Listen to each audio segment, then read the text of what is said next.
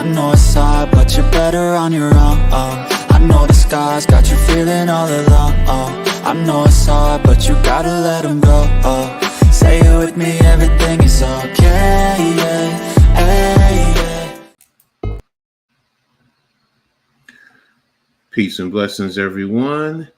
It is the coach, and it is halftime coming to you with episode 3 of the halftime coaching adjustment show. Really appreciate everyone joining in. It's been going phenomenally. So I really, again, like I said, I appreciate everyone for being here. Looking forward to another great show. I have some great subjects that we want to talk about. But before we dive into it, let me get in there with my co-host. What's up, halftime? How you doing, brother? Doing good, man. Doing good. That's good. How's the family doing, man? Family's doing good. No, Kids all right. are still asleep because they decided to stay up all night, but you know. Oh yeah. Okay. There you go. So yeah, a little easiness, I guess, for you. So Yeah, it's not hectic. all right. So for everyone, thank you again for being here. We know that you know the routine. If you don't, if it's hit that like button for today's episode, hit the like button on each of our channels as well as the Hardcore Sports Network. Make sure you subscribe to each of our channels and hit the notification so you know when we post new content. And everyone, help us out sharing on all social media platforms. We really appreciate you guys doing this. So in the chat, Star Wars 99, thanks for being here. Really appreciate you. That's right. Let's go. Victor, that's right. Thank you for being here. Make sure you guys stay connected with us in reference to, subjects, which what we have going on. So, but to kick off the show, we're going to start. Appreciate everybody in the chat. You guys are awesome. I love this. It's amazing, Coach, about the chat. Mm-hmm. I mean, they come in here all the time and show that freaking love and support, and it's awesome. I agree with you, man. It definitely is awesome. So, and they're part of the family, man. So, that's what's so great about this. So, it's not just us two. It's everyone being involved and contributing to this. And I'm looking forward to as this thing continues to grow. So, and last week we talked about the the draft grades for the NFC. So this week we're going to finish off and talk about the AFC in reference to the grades there that we think for each of the teams there in the AFC. So what we're going to do is we're going to go start by divisions, and we're going to start because we're on the East Coast. Sorry, West Coast, but we're on the East Coast, so that's where we're going to start. And we're going to start in the AFC East. So we're going to start with Buffalo. The Buffalo Bills, in terms of their draft grades, I'm trying to pull it up now. I mean, their drafts, so we can take a look at it. Buffalo. Every time I do it, I clear it out. I have it up. I have it prepped. And I clear it out. I don't know what I keep doing. So, and Buffalo Bills draft. Oh, the NFL. Oh, that's what it is. The NFL cleared it out. Yeah. That's my fault. I'm trying to remember what they did. I'm sorry, ladies and gentlemen. I prepare ahead of time, and then I go back to it, and it's gone. And I don't. I knew. Now this is what they did. They did trade out of the first round to Kansas City. I figure I'll give you a little bit of time. And they traded to Kansas City, and the Kansas City went and got a wide receiver, which, I mean, could have went to Buffalo because they just got rid of their number one. Exactly. So just saying, Josh Allen, what are you doing? Exactly. So scrolling down their page and trying to see. What's good, Greg? You know what? I'm going to have to scrap it, ladies and gentlemen, because I'm seeing that teams are scrapping there, and I They're don't know all them off the top of scrapping. it. Yeah, it's all off the top of my head. I'm sitting here trying, and I had everything prepped last week, and I don't know. It's gone. So, and I apologize to everyone about that. I try to be prepared. That's the one thing about me, I'm a coach. I try to be prepared, but I it's will say this: Coach is always trying to prepare. He always tells me what we're gonna do and what we're gonna talk about. He's yeah, on I'm very point when he does detailed. it. Yeah, so it's frustrating because I want to give everyone a good show. So I'm sorry to those of you who were wanting to talk about it. So, but I mean, the next big thing is the NFL with the scheduling of their games. We just had the schedule release. So I'm going to start with you, being that you're the Eagles fan, you're the Eagles aficionado. So talk to me about your thoughts on Philadelphia's scheduling for this upcoming season. I hate the bye. I hate Mm-hmm. the bye week. The bye week for the Eagles is week 5. Hate that. I mean, wish it could have been around 8 or like 10, I guess, in that area. Mm-hmm. And I think all Eagle fans would agree with that one. I hate Brazil. I mean, I know now I'm gonna be there's gonna be a couple Eagle fans that hate it, and there's gonna be a couple Eagle fans that like Brazil, Mm-hmm. Mm-hmm. but it's on Friday at 8:30 at night. Some people are still working, some people, and you have to look at this. This is why I look at it for fans. You know what I mean? Mm-hmm. Mm-hmm. And Well, the go ahead. fans don't get to go to the game. And don't tell Mm-hmm. me, hey, well, the plans can got tickets. If they're season ticket holders, they just fly to Brazil and go there. It ain't easy Mm-hmm. as all say it is. Exactly. So I'm taking a look at the schedule. I mean, you start, like you say, you were talking about a Friday. Your week 1 is on a Friday. Yeah. So but that one is, you guys are at home. Yep. We're home. We're home on Friday. Yeah, I okay, yeah, you're home. Your first 2 are at home against Green Bay, then you're Monday night against Atlanta. So, yeah. that right there is a nice little break when you really think about it. I mean, it's like the Thursday night, but it's just Friday. So you're not Right. playing on Sunday. So, then you Right. got Atlanta. So, and they could be very tough.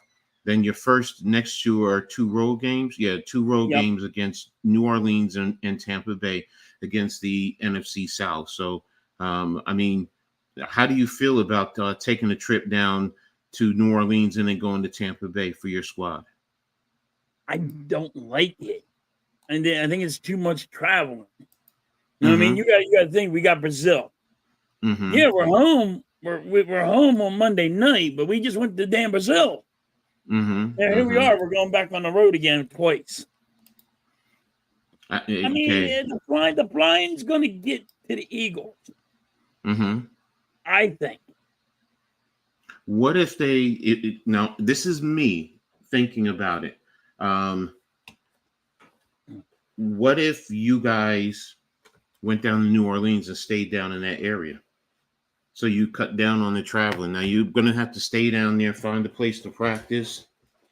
Right. So, and I then mean, you probably can find a place to practice, and you probably can stay down there. It would be easier. mm-hmm. It would be less on the players. Mm-hmm. You know what I mean? Less, Mm-hmm. Mm-hmm. but do you really want to, though, Coach? Now I'm just throwing it out there, You bro. know what I'm I mean? just throwing Now, it out. see, I'm thinking now. Now I'm thinking, here's a guy. He can't go home to his family. You know what I Mm-hmm. mean? Too. Guy wants to Mm-hmm. go home to his family. I mean, I got you. I got you. Then you got your bye.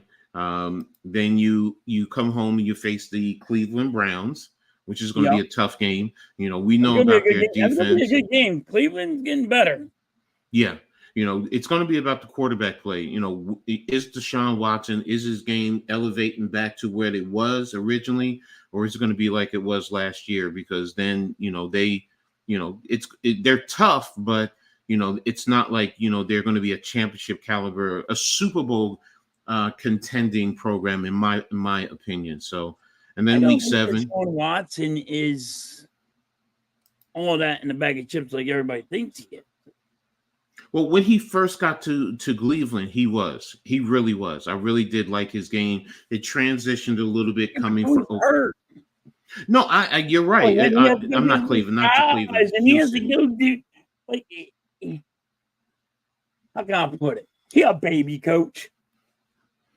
Grown man, he's like a baby, dude. You know he is. Yeah, I know. I mean, he's the baby. He's spoiled. What I'm saying is when he came from Clemson and his first couple of years in Houston, if you get that quarterback with Cleveland, then he becomes that team becomes that much better. As far as who he is, his reputation, yeah, you're right. I mean, and let's be real, 90% of the quarterbacks in the league are babies. I'm sorry. No, you ain't gotta be sorry. They're babies. No, I'm just saying people who love the quarterback. No. I'm sorry. They're spoiled. They're babies. But that's the era we live in. So let me get caught up with the chat real quick. What's up, Grega? Thanks for being here. Mitch, who made the flower? Yeah, the flyer. Yeah, it's you, Mitch. Thank you. But seriously, man, you did a great job with that, and I appreciate you. I actually like it. It's really awesome. Yeah. NYG, my brother, what's going on, man? Thanks for being here. Unpopular, what is good? I haven't talked to him in a while. Yeah. Tommy, thanks for being here. Health and wealth to all. What's up, Tommy? Big Body Brunson, guard. But yeah, we got to step it up tomorrow, man. That's the big thing. So it's the background, Greg. I was joking. So, so yeah. Let's see, Tommy. Those schedulers wrong for putting Giants at Browns, then a 4-day off Thursday game at home against the Cowgirls. They didn't start to see. Yeah, we're gonna get to that. We're gonna get in. NYG. No, I think most people, feel that way. He's cooked, and look, he just wants to go about and get his nice little massages, and look, you want to get your. Let me keep it PG. Let me keep it PG. Nah, screw that. You don't get your happy ended. You want to get your happy endings, bro. Do it right, man. Come on. Look, men have been doing that for who knows how long, man. Come on. It's been going on there as long as baseball's been around. What the hell?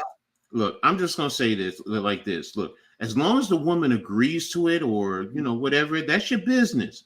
I ain't getting in your business. But when you break that barrier, because as a father of 3 daughters, seriously, bro, you got issues. So my daughters came to me like that. But yeah, he's cooked. What's good, fella? What's up, Man Cave? Just tapping in at work on a break. Great job. People smash that like button, subscribe to the channel. Always support, great support. What's up on NYG?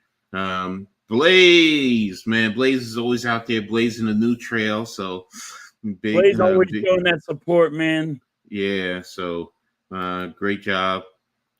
What's good, Cave? Pete Davidson for WNBA MVP. Yeah, all right, whatever. I mean, I actually got the Liberty game on right now, watching them against Indiana. So, but hey, it's Indiana. But let's get back to the schedule now with Philadelphia. After the Cleveland Browns, you travel to face my New York Football Giants. That might be a blowout loss for you guys. So I'll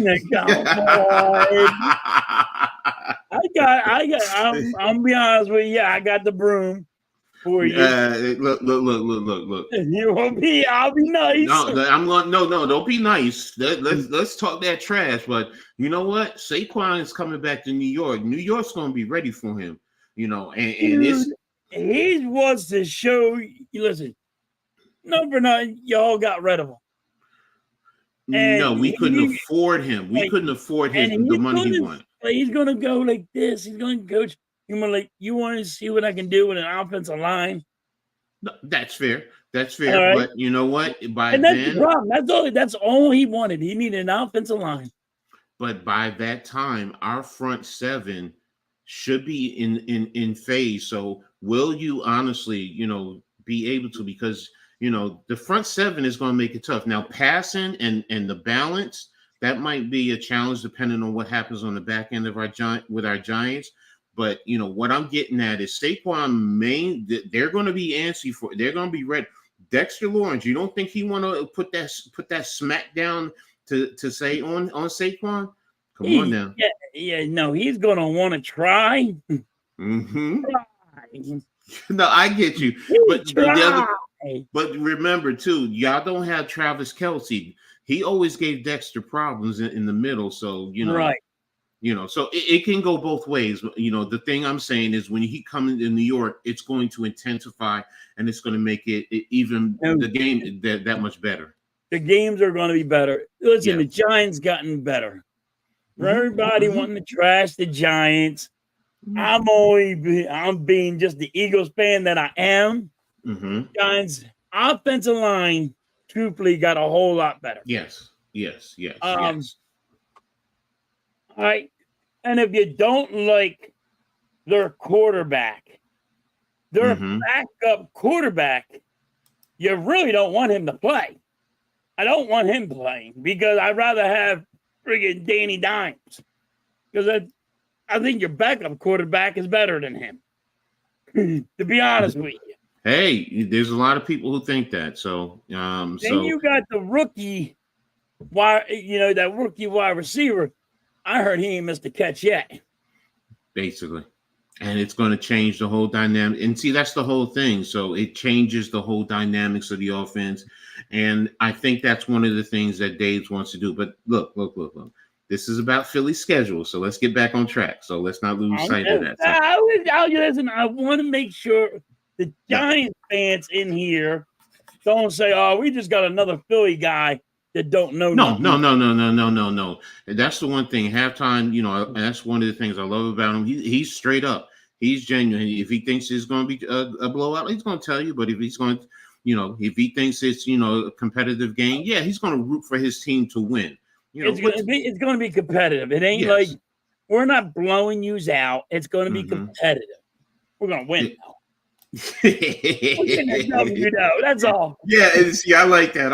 Now, I'm already saying I think we're going to win. So I'm not going to sit here and say it's that we're going to get blown out of all our games like some in Giants fandom. So Philly isn't the same team. Or the coaching is going down, burning. Okay, but let me get back to the schedule. Well, I'll finish up the chat in a little bit. So, wait a minute. No, let me close it out first. Let me see. Make sure I close this out because it's talking about Philly. Barkley is a tap dancer. He's not explosive like the She-Eagles. Locke will not hold onto the football. Locke is also a turnover machine. Blaze, I don't like him. Wish the colors were reversed, but it is what it is. Only get him twice a year. Yeah, I'm going to talk about that. Here, it makes sense. I see why people don't like them. See, when we get to the Giants a little bit more, I'll talk about the uniforms. I'll give you my opinion. So, and it's an unpopular one with a lot of the people. So, but after the Giants, Philly then goes to Cincinnati to play them Bengals. So Joe Burrow and the Bengals. So, Joe Burrow ain't going to be around, Coach. He's gonna be hurt. Let's be honest here. Like he's what NYG and I call. He's what NYG and I call an all shit man. That basically means every time you turn around, oh shit, he's getting hurt again. Oh shit, another injury. So that's Joe Burrow, and I understand the logic there. So remember the video game Mike Tyson's Punch Out? And what was that guy's name? Like, the name, the glass guy, the bringing, he's always hurt. Yes. I don't remember the names, but I know who you're talking about too. So, but yeah. So then after that, I think he'll be hurt by the time we play him. Yes. I mean, that's a good point because that's week 8, and that's actually is it week 8? Yeah, bye is week 5 for you. So yeah, that's Yeah. week 8. So yeah, it's a strong possibility. After that, you come home and you face Jacksonville. So I think you should be able to handle them, especially being at home. That's my opinion. I think we're going to lose. You really think you're going to lose to Jacksonville? Yeah, I think we're losing. Why? At Because home? Dougie P got us a Super Bowl, and he's pissed. Good point. Now, he would have beat us last time we played him, but it was raining. If it rains, maybe we can win. Okay. But I'm telling you, Dougie's P, he wants his revenge. Okay. I think he has it circled on his calendar. I think he wants revenge on us. I mean, hey, that's... Have you met a coach that wins a Super Bowl and gets fired? No, you're right. You're right. I mean, that does make sense. I mean, it's like, why would you fire a Super Bowl winning coach? It doesn't make sense. I see if he was spiraling down, but he's literally coming off of a Super Bowl high, and you want to get rid of him. So it's like, okay, something's going on back there. And I mean, look what he's done for Jacksonville. He's made them competitive for the most part, competing for their division. So, I mean, I respect that. So, wait a minute. Halftime has always been fair with his analysis of the Giants. Yeah, it's going to be Jake Browning being at quarterback. Neighbors, Phillips, Theo, Tracy, Elijah, Altman, Bell, offensive line. Yeah, okay. NYG, yep, there you go. Shit. Shit. Every team usually has someone like that. So Eagles getting beat in the first 3 or 4 games. Ooh, okay. Probably not going to be easy. Halftime curious as to what the rain has to do with the outcome. So when we played Jacksonville, and my opinion has a point, the Jacksonville just played way bad. When it was raining against Jacksonville, that's where we won. Jacksonville's quarterback, Trevor Lawrence, has problems playing in the rain. Okay. So I don't know why. I don't know what's wrong with the kid. You might want to take a water hose and spray him down a couple of times while he's throwing the football, because he kind of screwed the pooch on that one. He should have won that game. Okay. I mean, he's not a sunshine player in the rain, so I guess I get you. So now after Jacksonville, you guys go to the Dallas Cowboys, November the 10th. And you got the 4:25, so it's a primetime game. So that's going to be a big game. I'm definitely going to be looking forward to that one by then. So here's something big for y'all. You want something big? I'll give it to you. The Dallas Cowboys at that time, after they lose to the Eagles, will be looking for a new coach because they're going to fire their coach. Ooh, now that might be a very unpopular opinion, but yeah, that's big. But see, they're going to fire their coach. It's over for the Cowboys. The Cowboys did not do nothing in the offseason at all. So no, I agree with you. There's a lot that they didn't do to help, Dak, but some of that is, hey, it's the money that they're paying him. So, but that's everyone too. When you pay them, it's going to come back to bite you one way or another. Tommy, Packers, Falcons on the road, they have a chance to win in Philly for sure. But then the Saints, Bucks at home are going to be a tough schedule. Totally different teams this year. They have improved tremendously. Okay. I agree with Tom. Yeah, I get it. It ain't going to be like, I'm not saying the Eagles are going to blow everybody out. A win's going to be a win. Blaze, ain't no sunshine when she's gone. Yeah, taking it back. Yes, was it Bill Withers? I believe it's Bill Withers. Yes. So, sorry, I was just looking at the Liberty. Liberty up by 19 on Indiana. So, when they were up by 20, I think 24 a little while ago. Okay, interesting. I have to pay attention to that going forward. Yeah, NYG, thanks a lot. Y'all hit that like button. Make sure y'all subscribe, hit the notification, share. just always remember, ladies and gentlemen, it's free to subscribe. It doesn't cost you anything, and it just helps us out immensely. And if you love our show, what we're bringing to you, hey, let's go. Let's keep it growing. So, free to hit the like button. It's free to hit the sub.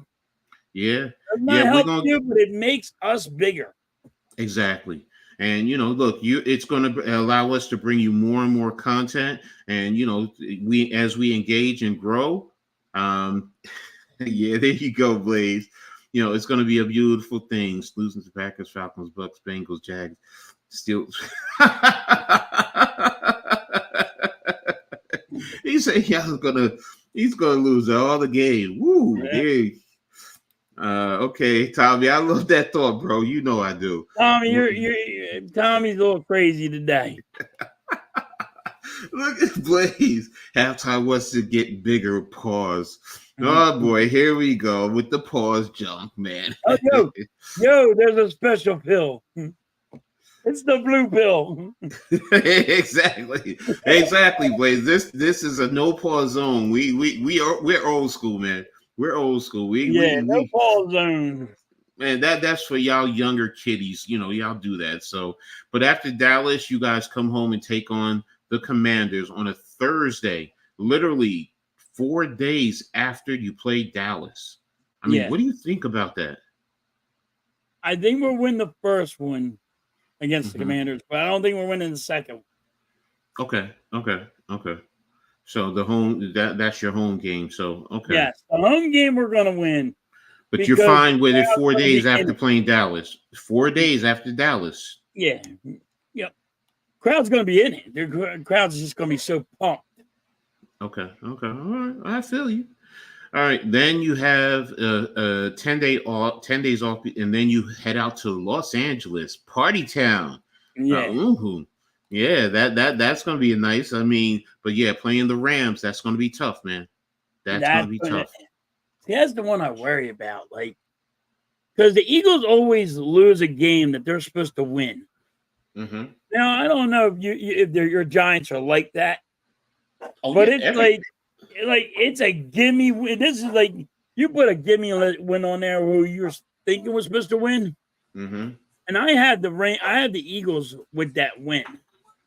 But it could be an easy loss. Yeah, and we don't know how the Rams are going to be by that time. Will they finally gel, with some of the changes, losing Aaron Donald, some of the constructions to the offensive line. So I get you with that. I definitely get you with that. That's going to be interesting. Then you're going to come. Then the next week you're going to Baltimore. Oh, we're getting our ass kicked. You're going to get. We're getting our ass kicked. We're getting our ass kicked on that. We're going to lose that one. Okay. Why do you think you're going to lose that one though? Because we're going to Baltimore. Okay.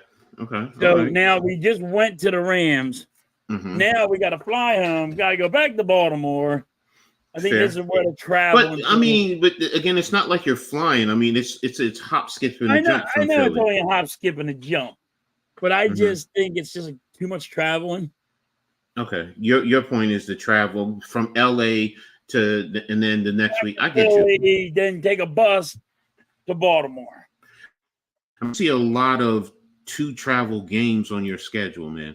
I mean that and what I mean by that is 1 week you're traveling to one team and the next week you're traveling to another team. So yes, and that's where and I get what you're saying because you're saying, it's got to get to your team at one point in time because you have too many back-to-back. You're traveling, and which call? Exactly. Now, after that, if you want to call it a reprieve, you're hosting the Carolina Panthers. Sorry, that could be a cupcake win by then. That's a win. I mean, I think it's a win for us. But who did they wait and get? They ain't got nobody. They don't have They don't know what running back they want. And don't they have 5 running backs? You know what I mean? They got 5 running backs. They got to make a decision. You ain't got Miles Sanders. Miles Sanders last year. Since he was a fumble machine, he freaking. Didn't they also get Swift? Didn't they also pick up Swift from you guys? Um, I could have sworn they picked up, but no, I knew they got one of your running back. Maybe it was Miles Sanders. They picked somebody else up, but I don't know who they picked up. Yeah, second. Oh, I started. Okay. Oh, sorry, I forgot this no pause zone. We losing to the Ravens. Get that blue. Mrs. Halftime be happy. Yeah, buddy. Yeah. Tommy for sure. Soto's the X factor makes a difference. See, we're gonna get to the baseball. And that's the thing because Philly's a Halftime is a Phillies fan, so we're gonna talk about that. So they got Johnson from the Steelers at wide receiver. Okay. Carolina will be better this year, but Philly and the Giants should beat them. And that's the thing. So Ravens killing the Eagles. Oh yeah, I forgot about that. Yeah, King Henry with the running game. Oh, that's who they went and got. That's right. Yeah. That's who they drafted. They picked up King Henry from the Titans. So yeah, all right, that's a good point. Then after Carolina, you host the Philadelphia Steelers. You and Blaze, you guys versus Blaze. Yeah. I got Blaze. I got Vic in here. They're both Steelers fans. I do think the Eagles are going to win. It's going to be a close one. It's not like we're going to dominate because the Steelers defense is still the Steelers defense. Yeah, exactly. So you have that ain't going to change. That's going to be a hard fought, game. Now the question is, who's going to be at quarterback and how are they playing by that time? So, well, it's going to be Russell Wilson. I do not think Justin Fields is a quarterback. I think he's going to be the punt return, kick return dude. I think he's horrible. I don't see there's a lot of fans out there that say Justin Fields is good. And I don't know where anybody's watching because he's not even a quarterback. He wants to run with the ball first and throw it second because he thinks he can beat everybody. He's an athletic guy. He thinks he can beat he can beat the game. He can win a game with his talent. And you can't. You got to be able to chuck the ball. You're going to have to be able to run sometimes. But if you run so much, guess what? Everybody knows what you're going to do. They're going to just put a target on you. Basically. Now, when Pittsburgh said that they're going to do a punt return, kick return, I was like, I'm interested. That would be kind of interesting because the dude's fast. Going back to the old Cordell Stewart days. So I kind of remember it.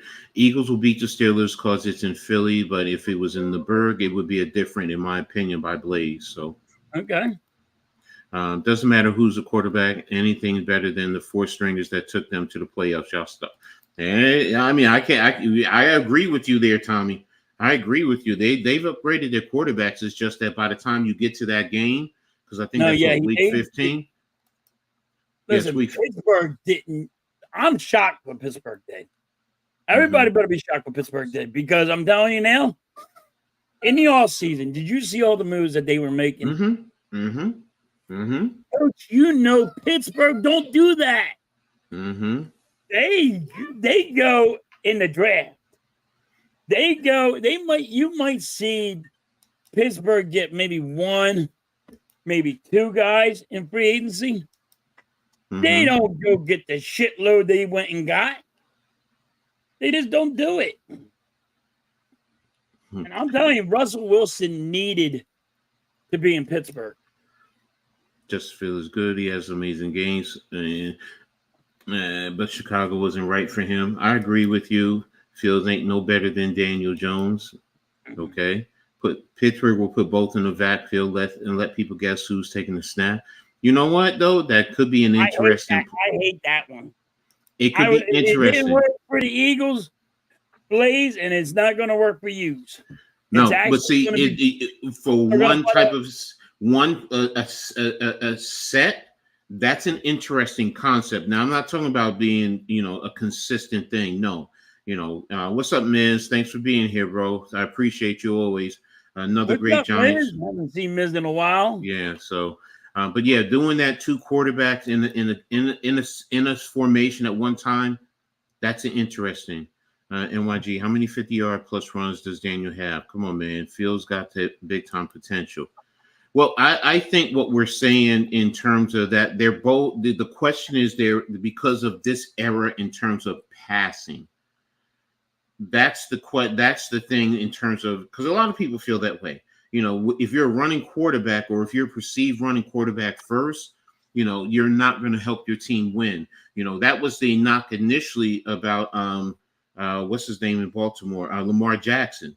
But Right. once he started, his passing started to improve and people had respected it. It enhanced his running ability. So, coach and the Eagles fan, yeah, what do they say? Yep. Opposites attract. Salt and pepper, however you want to do it. So, I don't know. I will let you know now, Blaze.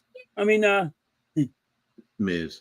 friggin' that me and Jeff was on here before. Mm-hmm. And you know what I mean? I remember Miz that me and you were doing it. So Mm-hmm. No, and that's the thing. Look, come on, imagine wait till our teams play each other. You don't think it's gonna up the ante? Come on, man. Oh, I can't wait because I'm gonna coach on here while we're playing. Exactly. How y'all we're fine, Miz. Barkley's going to get injured. I keep Jones over Fields, but honestly, Jones ain't our 14 as well. So Fields didn't have too many good options to throw to. Look, Blaze, they say the same thing about DJ Moore. He has DJ Moore. DJ Moore is the most quietest.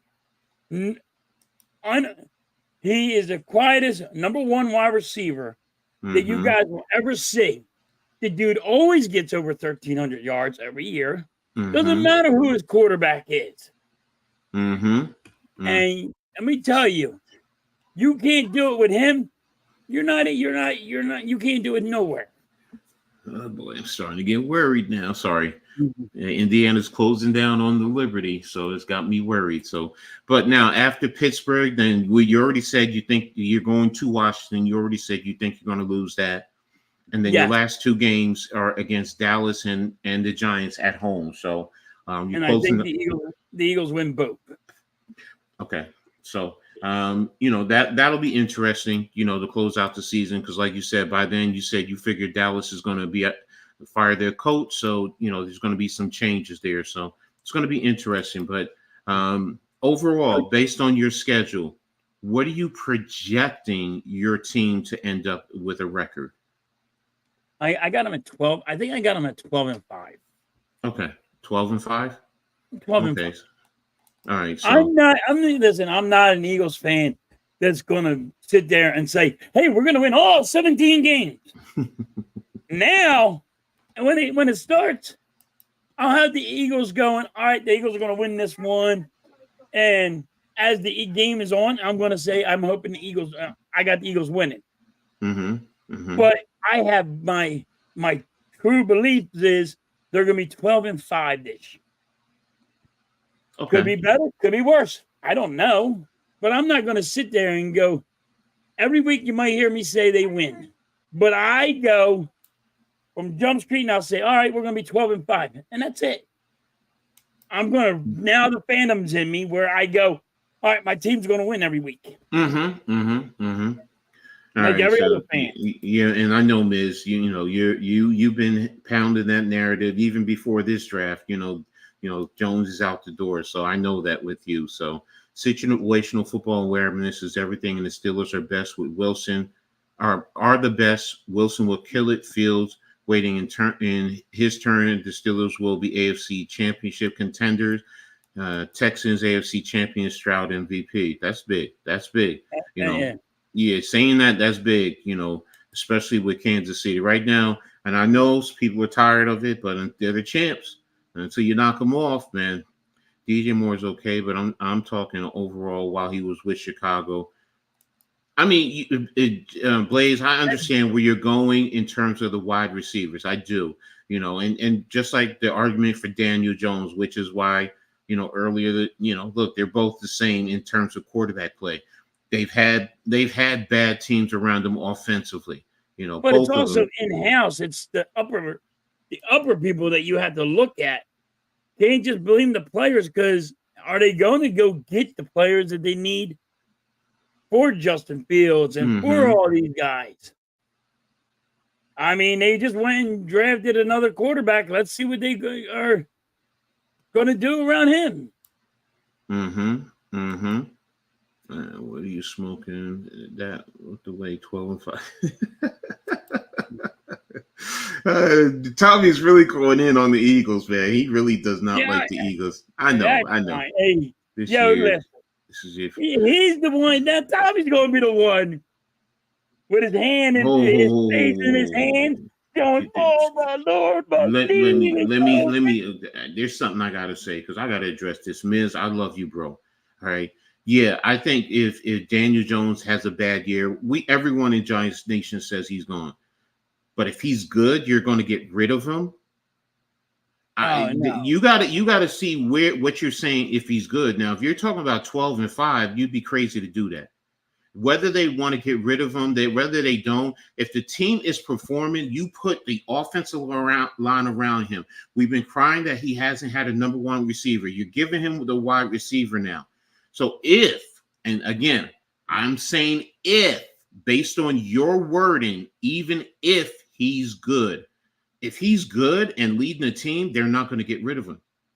That would be crazy. Especially if you put them at 11-6, like Lou says, or 12-5, and they're competing for the division or the conference. First of all, they're not going to be drafting high. There's no way you can do that. So I get what you're saying. You want to get rid of them, but based on that premise, your wording. Now I'm taking your wording, Miz. Even if he's good, that means they're drafting low in the draft. And they're not going to be able to get rid of him because now if he's producing, that means he's shutting up everyone who wanted to get rid of him. And if they're competing, and again, please understand, I'm going based off of Mrs. Word. He said, even if he's good, you're going to get rid of him. No, that makes no sense. That makes no sense to me. You can't give away. You first of all, Daniel Jones.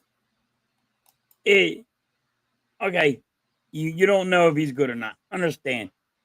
Offensive line. Your offensive line was crap last year. I mean, you guys they couldn't stop. They just looked like a wet paper bag. People were going right through them. I mean, but you do have a good backup.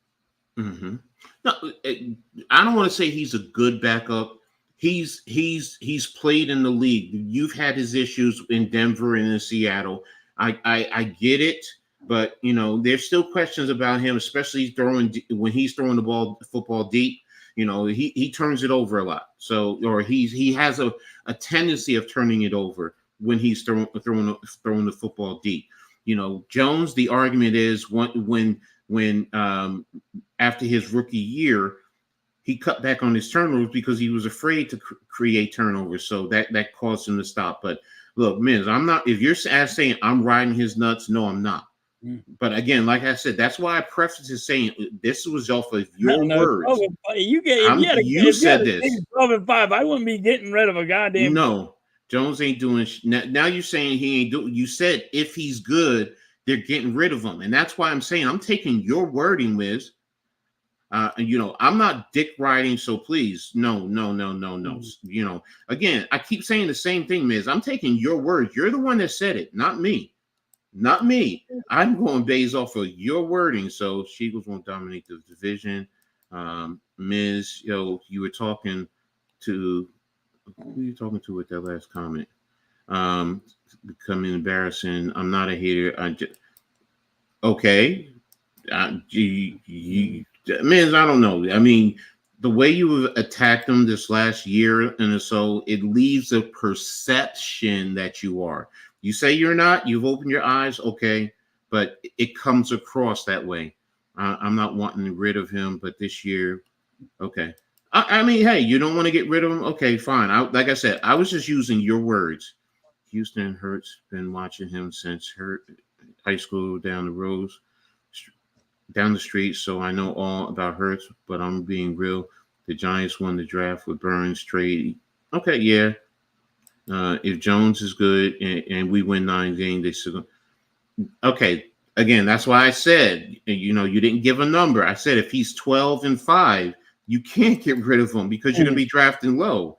So you're not going to get a Shador or a Ewers or what's the other one, Beck from Georgia. So he can be good and still only win 7-8 games.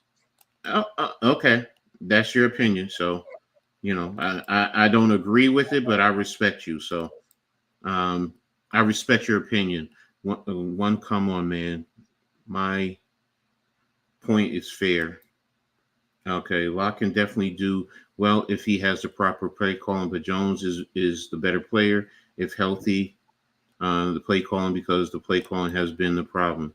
Mitch, you need to chill. Word up. So, but now I'm going to start and move on to the New York Football Giants and talk about the Giants schedule. So, week 1 we host Minnesota, so it's going to be interesting. So it's going to be interesting starting off the bat. I mean, Minnesota, who's on these? They're starting quarterback. They have weapons over there, but we have a new defensive. They have a new defensive coordinator. So there's things going on. Like you said earlier, the offensive line. Will Jones be able to step up? Number 1 receiver. So it's going to be interesting, that game, to start off the season. And it's in New York this time. It's not in Minnesota like the last time we faced them. It's in New York. So we're going to see what that's going to be a double W for you guys from the jump street, because I don't. The Vikings are going to have some issues. I come on for a minute. You missed something. No, Mitch, you're good. You're good. Right now, because this show is new, we haven't gotten to the point of bringing on others as yet. There's going to be time where we are going to be opening it up and bringing people on. We just haven't gotten there yet. So, and if I'm misunderstanding, okay, I apologize. I get it. That's the good thing and the bad thing about being in the chat. Sometimes you're typing words, and it's simple, it's quick, and I get it. So. You're good with me, bro. Don't worry. I mean, I'm just saying. I was just taking your words when because I'm, as my children say, I'm Captain Literal.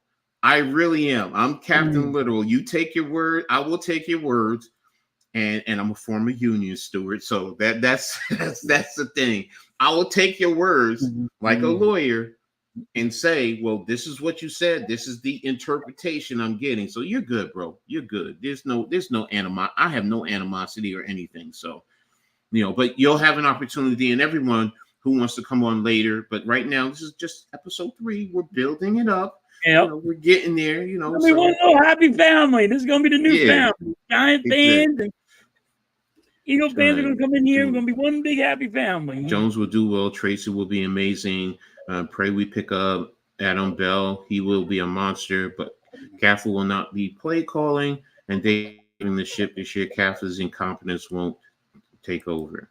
Tired of clown fans. Everyone's allowed opinion. We don't share.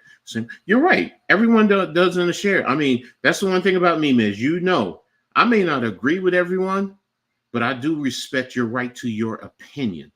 Everybody got an opinion. And as I always say, in terms of these opinions, all right, I'll understand your opinion. Like, people will say you don't understand, and there's times I may not, but for the most part, I do.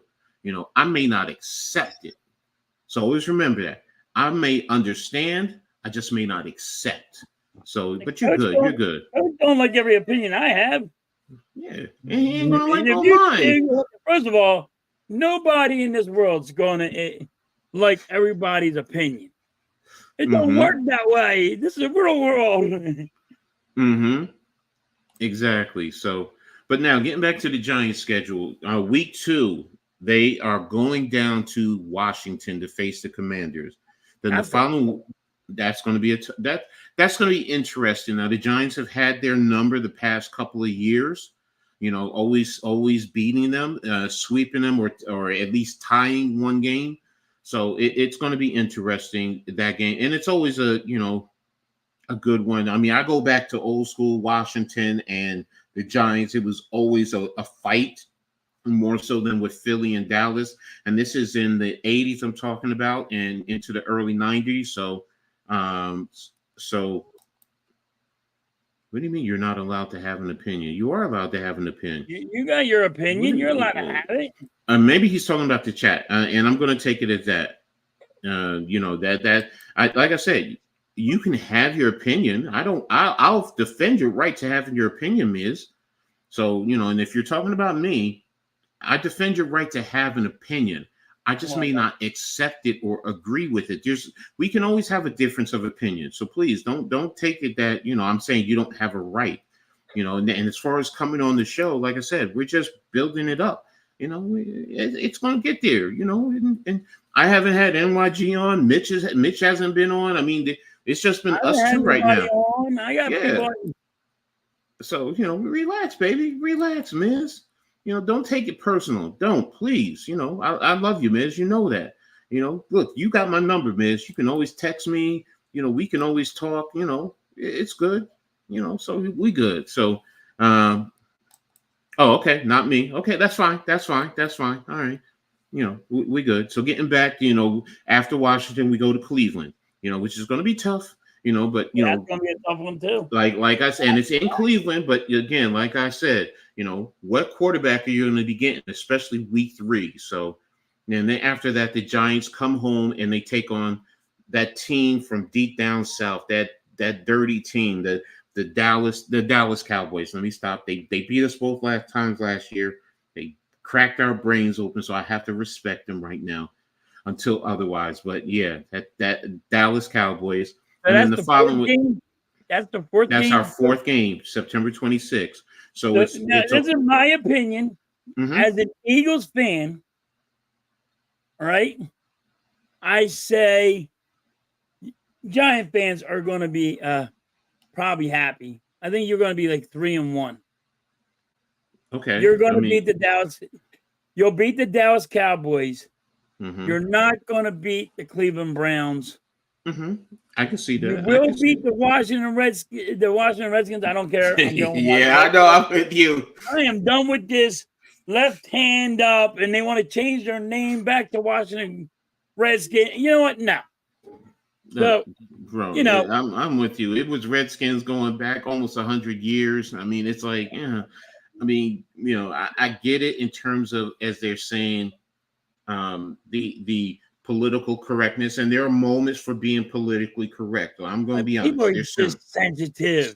But yes, they're sensitive. Look, what do I say to myself? I'm the sexiest fat man that you'll know. People always say to me, "Why are you calling yourself fat?" Because I'm honest with myself. Come on, I'm fat. I'm fat. I mean, there's nothing wrong with that. If you're honest, you can accept things better, and that's me. That's how I am. I'm fat. If you saw me in college compared to what I am now, yeah, you may not verbalize it, but you're going to think it. I'm just saying what most people think when they see me. Damn, you're fat, coach. Yeah, I know.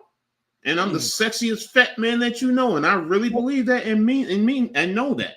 Like I tell everybody, I'm fat. I'm short and I'm fat. And they're like, how big are you? I say, I'm 5'10". But buddy, when you come see this big boy, you're like, oh damn, here comes a friggin' dude. He's huge. Exactly. So let me catch up on the chart. Others in the big blue crew. Oh, okay, I get what you're saying, Miz. Miz, Locke is trash. Jones is hurt due to bad play calling and lack of coaching, incapable to evaluate talent. It's like if you like Jones, but you feel it's time to move on, people get angry, but try to shut you up. So you know what, Miz? I'm going to say this, okay? The thing is, like with you, and I'm only going to say it and to reference it with you, not the other facet of the debate between the Giants or whatever.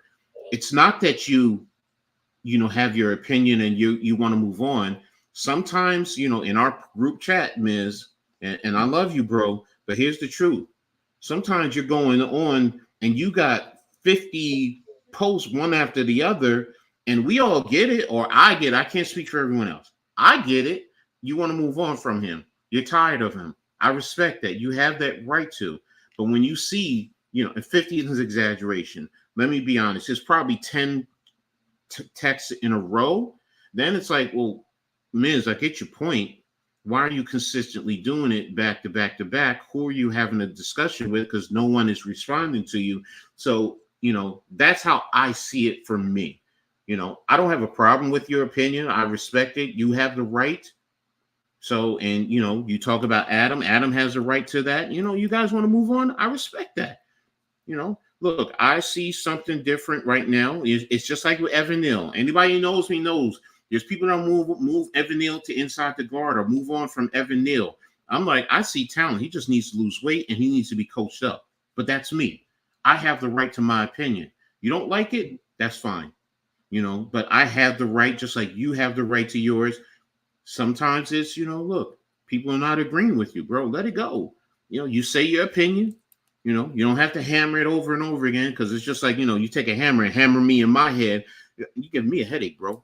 Come on, bro. Stop hitting me in the head with it. I get it. You want to move on. What's that cartoon where the little baby is like, not your mama, not the mama, not the mama, not the mama. Wait, what is that one? Wait. It's the dinosaur. The dinosaur one. Yeah. I forget, my nephew loved that one when he was a kid. I forget the goddamn name. No, I think it's called it's dinosaurs. I think that's what it is. Let me look it up real quick. Now y'all got me. See, that's the thing I love about this show. I love this show because I love this one because y'all really get us. Old school. Dinosaurs. It's called Dinosaurs. TV show. Dinosaurs. Dinosaur shows, yeah. Yep, Dinosaur show. Yep, that's it. 1991. So it's one for 4 seasons. So, but the little baby, not the mama, not the mama, not the mama. Yeah. So, but Gangstar said it. Take it personal. Take it personal. Please. But I love you, bro, because you definitely hit us with the hip hop. That's it. NFL didn't want us to drag the Cowgirls first game of the year. Yeah, I'm tired of the Cowboys at first. No Marshall tonight. No Marshall tonight. Yeah. What up, Coach? What's up, Matt? Man, thank you, man, for being here. Mac, the Giants fan, he's awesome. Yeah, exactly. You guys. So you fat and all that. Yeah, you fat. Yep. See, you taking it all the way back halftime. You're not fat. You're just a little large. Little? Wait till you see me on the road. I'm not a little nothing. Tommy, see Bengals, Philly stretch, Bucks, Cowboys, Saints, Ravens, Falcons, tough stretch. Halftime, you said you're more wide. Yeah, I'm wide load. You ever see those trucks when you're on the highway and it says wide load? Yeah, wide load. Yeah. That's big. Bro, trust me. They back in the day. Yeah, I'm thicker down low. I admit it. Hey, when I was in college, I'm telling you, when I worked out, I was always legs, man. I was always squat and leg press. Squat. I do my bench, get what I was required to do, but I'm wide load and I could walk around town and the ladies would come up and they'd pinch the backside. And you know what? They were like, ooh, you got a big one back there. Oh, yeah, okay. So Giants couldn't take a quarterback because the team isn't there yet. We take Penix, whoever at quarterback, he's getting killed in the thought of last year, terrible O-line. But Brasilio will make lemonade with lemons for sure. No, he has done a good job with Oakland, so I respect what he can do. So Scotty the Hottie, is Patch. How you feel about your Knicks coach? We'll talk about that in a second, man. But I will say this: I did say the game series would go 7, and I did say Knicks in 7. So Mitch can even attest to that. So before I continue on with the schedule, Giants schedule, it was asked earlier about the Giants uniforms that were released. And there's a lot in Giants Nation that, they don't like it. And I get it. People are saying, oh, the brown pants and all this and all that. And I've posted it. I've said it several times. So most people are not realizing this is the 100-year anniversary. Those uniforms are when they first started in their first 3 championships. The jersey is from one championship, the pants is from another, and the socks is from another. It is a representation of the history of the New York Football Giants. I get you may not like the look of it, but take that out of the equation and respect the history. This organization has been in the NFL and pro football for 100 years. Not a lot of organizations could say that. Not a lot. And that's the thing. Yes, I'm a history buff. I love history. And that's I even have that. I have a history thing about the Eagles on mine. I did a history buff on the Eagles on mine. And yes, the Giants were an only team. Like the Eagles was the Steagles. It was the Eagles and the Steelers combined. The Giants were by themselves. Exactly. Because back then it was Chicago, Green Bay was there, the Giants, and I believe Washington either was there or came a year or two afterwards. And, there have been other teams throughout the course. A lot of them are defunct. But the point being is I said socks. I meant helmet, the helmet. Sorry, I was thinking about it now. The point being is this is about the history of the organization. And that's the thing. That's the thing I don't think people are really taking in the equation. We get caught up into the design and, looking at this. But what about your history? This organization has the third most championships in all of pro football. Only Green Bay and Chicago, and we're one behind Chicago. So think about that. These uniforms are about the history. It's not about anything else. Yes, I mean we've had the red jerseys in the past, and there's the debate about that. Some have talked about going with a red helmet. Some have talked about going with an all black. All of that is nice. I get it. But this is about the 100-year anniversary of the New York Football Giants. And I wish people would stay focused on that. Forget about everything else. We've been here. We're only one of the few franchises that have been around that long. So, but that's my take on the uniform. Do I like them? Yeah, I do, because I'm old school. I like old school stuff. I mean, I've gone back and watched some of the grainy footage of Jim Thorpe. Because there's debate that he is probably one of the greatest athletes in all of professional football history. But I've gone through and I know my history when it comes to football. And that's the thing that I appreciate when it comes to football. But go ahead. You got something to add? Go ahead, brother. No. Okay. I was just I like the old school. I like when people start talking old school about their teams and shit, because then they really have knowledge of what that team went through. So I get excited. So I'm just paying attention, listening to you. I'm loving it. Hey. All right, now after we play the Cowboys, we then go to Seattle. Okay, and it seems like every year we're going to Seattle. Seattle more than I like. I think it's going to be tough, especially going to Seattle. Most of the times especially going from the East Coast to Seattle, playing in that stadium, that fan base, it's a tough environment, So can the Giants win? Hopefully by then, as Philly said, we're 3-1. The guys will really be picked up and amped up, and it'll be a great opportunity. But it's also another rematch where the former player, Leonard Williams, is there. So it's going to be tough. Then after that, I think you guys lose that one. You think you're winning that one? No, I'm going to be honest with you. That's one that I don't think we will win. Especially coming after a division game with Dallas. No matter what, whether we win or lose, it's just right now we really want to prove that last year's 40-0 start of the season is not the norm. So we want to compete with Dallas, and look, you're going to be beat up when you travel. So it's not like we had a bye in between that. So that's the thing that I'm looking at there. So, and it's October 6th. So is that one of those is a primetime game, if I'm not mistaken? Let me double check. And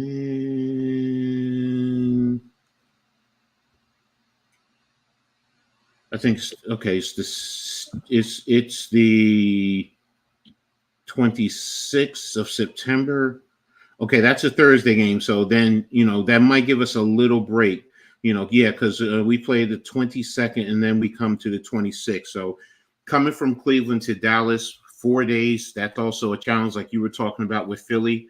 So it's going to be tough. So that's going to be a tough stretch like Tommy was talking about earlier, And then after Seattle, we come home and we host the Bengals. So we host the Bengals, then we host you. So these games are starting to pick up with the Giants. Excuse me. I mean, I'll be honest with you. Like, if you don't have to play against Joe Burrow, you should win.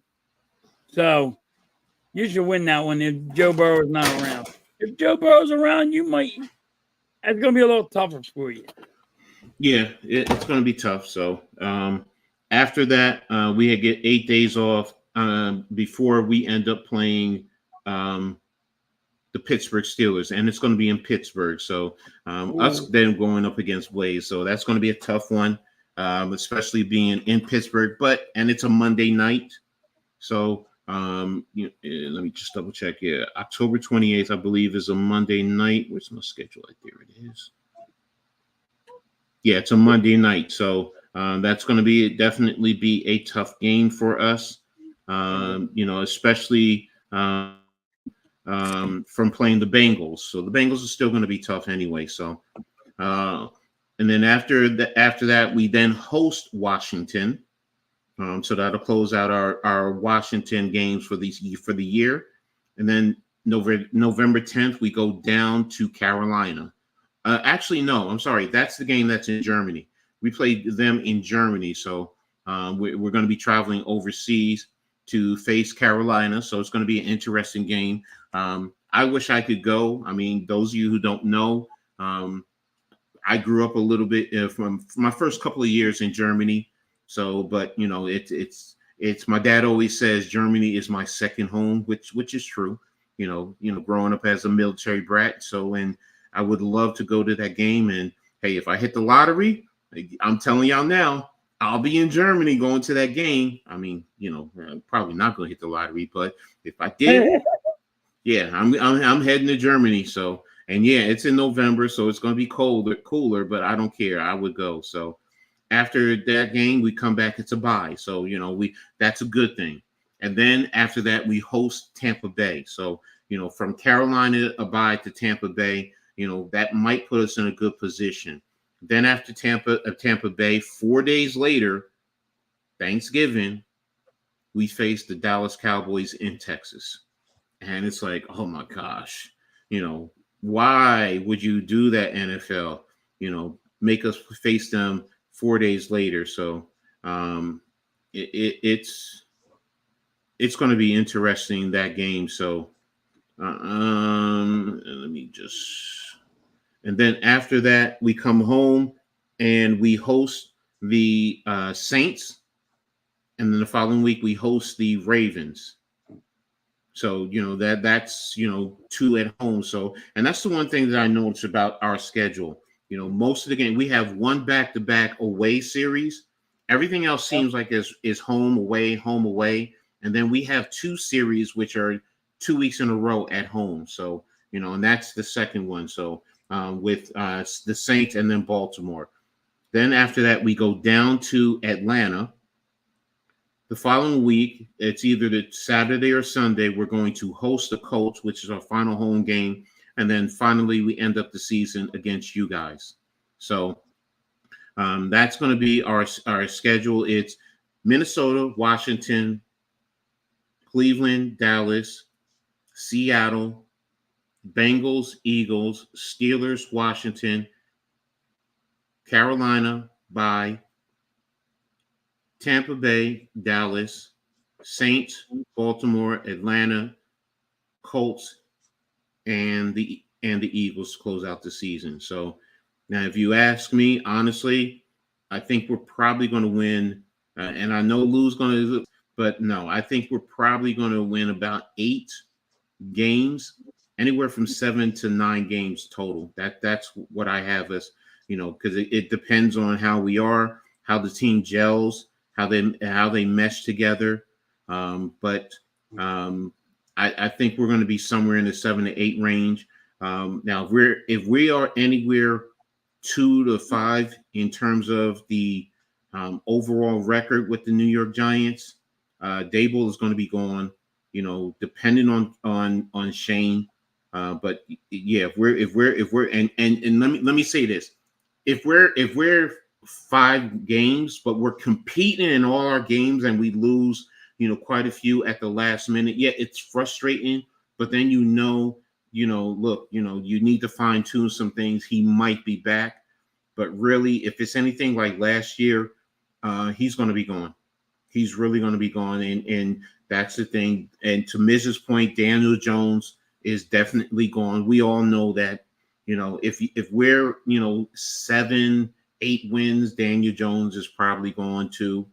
And if you're 9 wins, depending on the layout of the league and how this team is, they may consider. But that's just me. That's my opinion. So, but what's your thoughts in terms of the Giants?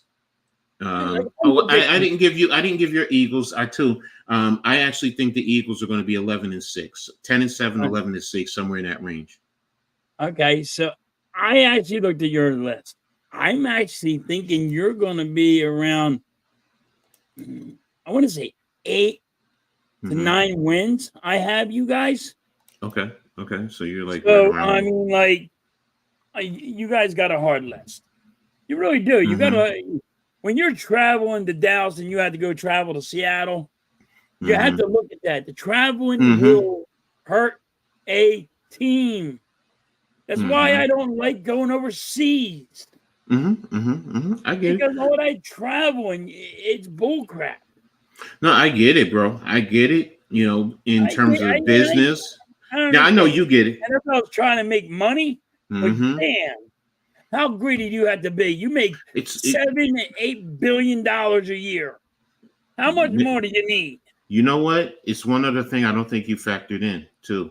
Don't forget, there are American fans that are overseas, whether they're in the military, they're working overseas, and this is an opportunity for them to see their team. So, but yes, it's about the business. So ain't one thing I'm talking about. It's not about that money. It's about that paper first. If they ain't going to make that money, they ain't doing it. I don't care if it's fans over there. They don't care about the people that are overseas. They don't care about it as long as they can make the money. It's a small percentage. Yes, it's they money. Don't care nothing about it.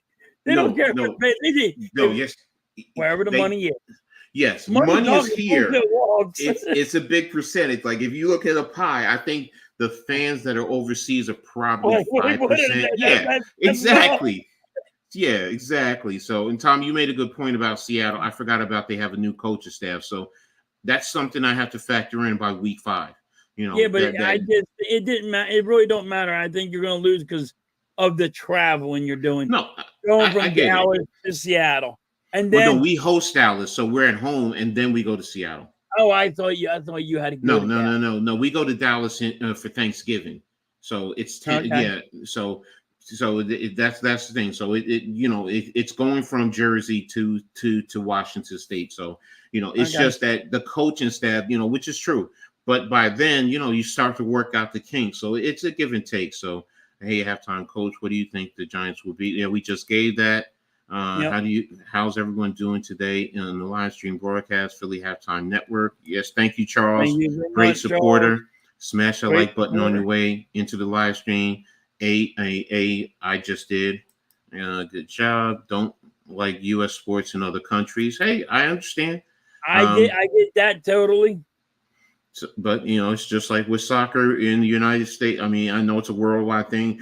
Both NBA and all of them, basketball, baseball, football, they're trying to be a little bit more international because you have soccer and baseball. Money. The world needs to know about this show. It's a different take on sports. ESPN. Thank you, Nick. We appreciate it. It's growing, Nick. And that's the thing. We just want to go streaming with Junior tonight. I'm not streaming with Junior tonight. I'm doing the baseball game, the Phillies tonight. So I will be streaming with Junior tomorrow night. Charles. And whether you're actively chatting or joining the stream, quietly make Philly halftime what it is. Feel inspired to join the chat. We're all ears. Exactly. Thanks, exactly. Mike. Oh, that's Night Light. No, that's fine. Leave it on, bro. I like it. So Giants will be 10-7. My humble opinion prediction. Okay. All German is right. amazing. Yeah, Tommy, I know you're out there. So and I hear the same thing halftime. Stretch out in case Phillies need you to march this out. What's for If it? they want to pay me that kind of money, I'll go and I can do that kind of stuff. I got the Giants 8-9 to 9-8. I like looking at. I like looking at pie too. Blaze, yeah. Hold on. Yeah. Let me clean it off. Like G my pie. Nation, what's up, brother? Thanks for tapping in. So he's got the fight tonight, Fury and Usyk. So leather to the face. He always does a great job with boxing and UFC. So tap in, to watch him 6 o'clock if you're a big boxing fan.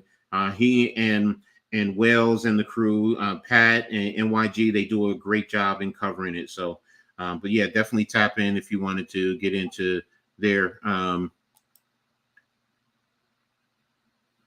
to the boxing. So now I just want to talk because we covered the Eagles and the Giants, and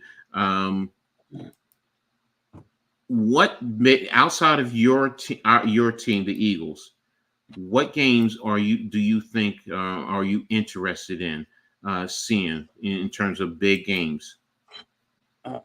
Big game. The Kansas City and the Baltimore Ravens. Game week 1. Yeah. See, I got want to see that one. See, here's what I'm going to do. I'm going to talk about the Thursday night, Sunday night, and Monday night games. So, all right.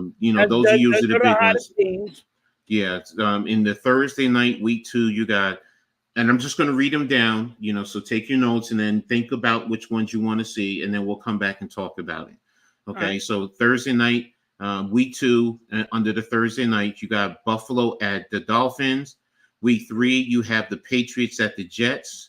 Week 4, you have Dallas at the Giants. Week 5, you have Tampa Bay at Atlanta. Week 6, you have San Francisco at Seattle. Week 7, the Broncos at the Saints. Week 8, you have the Vikings at the Rams. Week 9, you have the Texans at the Jets. Week 10, you have the Bengals at the Ravens. Week 11, Washington at the Eagles. Week 12, Steelers at the Browns.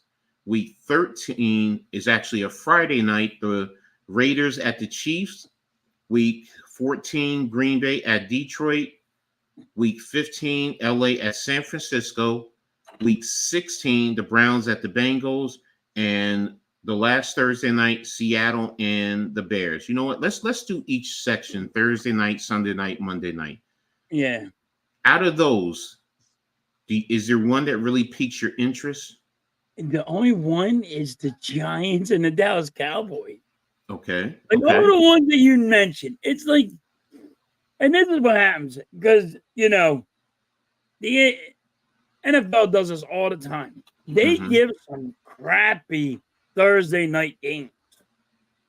Like, there's always a good team, but they're playing a bad team. You know what I mean? Like Kansas City playing the Raiders, who's like really pumped up to see that. I mean, yeah, I guess across the country. Yeah, you're right. If you think about it, everybody with Kansas City is gonna be, oh well, Taylor Swift's gonna be there, and they're gonna go, no, the Raiders are just garbage. Yeah, you know what I mean. See, I'm going to give you a different take. There's one that intrigues me, and I know everyone else is going to say, ew, no. But it's the Broncos going to the Saints. And if you haven't figured out why, it's because it's Sean Payton going back to New Orleans. How is he going to be received? What I could think of, like, yeah. Why? Do I think Denver? Yeah, Denver is, as far as the team, they're still building. But when I just read it, I was like, yo, that's how is Sean Payton going to be received? Is he going to be beloved and cheered initially? Yeah, he's going to be booed throughout the game. Yeah, But I just saw that and I was just like, you know what? I'm intrigued by that. I'm going to tap in now. Of course, if it gets out of hand, yeah, most people will turn it off. I'll probably okay. I'll probably have it on in the background doing other things, whatever, just because it's football. But yeah, I'm intrigued to start the storylines going up. And then one more is the Texans at the Jets. With the new generation quarterback with Stroud, and then with Rodgers, what's going on. The both teams could be very good at that point in time in terms of Week 9. Where they are. Like you said, I'm intrigued of it, but I don't know if Rodgers is going to be around. And stay healthy, because I mean, like, they had this big thing last year, him coming out, running out with the American flag, and he's coming out, and they got freaking fireworks shooting off, and he lasted 3 freaking downs. Exactly. No, exactly. Exactly. So, Coach, you realize YouTube changed for the better when halftime arrived, right? Yeah, you're right. You're right, bro. I like that. I like that. I like that one. YouTube converts before halftime around. YouTube halftime saved YouTube. There we go. There you go. Thank you. Thank you, YouTube. I can't get over the hump. I'm trying to get to my little goal. I can't even get to it. Yeah, Coach, would you be interested in adding to the next halftime hate platoon? Not platoon. Actually, I would rather Oubre. I would rather. No, I'm getting Oubre. We gonna give him the money. No. Mitch wants Hartenstein, so you can have Hartenstein. We'll take Oubre. No. Oubre will be our start. Mitch ain't allowed to be my bringing 76ers no more. So okay, now Mitch is the guy that said Oubre should be sitting on the bench. I don't know about all that. Now all of a sudden Mitch is like, oh no, you got to start Oubre. I'm like, I was the one saying Oubre needed to start. It took them a little bit. Exactly. Now I'm going to move over to Sunday night. Okay, everyone, make your notes. Make sure you put in the chat, what Sunday night games, you would probably be interested in. You already said it. Week 1, Baltimore at Kansas City. Then you have that's a Thursday night. I just realized they didn't put it in Thursday night. That should have been in Thursday night. Okay. But then also Sunday night, you have the Rams at the Lions. Then week 2, you have the that's going to be Bears. Going with Jared Goff. Was the both quarterbacks going back to where they switching. And the Rams, what happened was the Stafford won a Super Bowl with the Rams. And that'll be, I guess that would be interesting. But, the Rams are falling down because they lost their defenseman.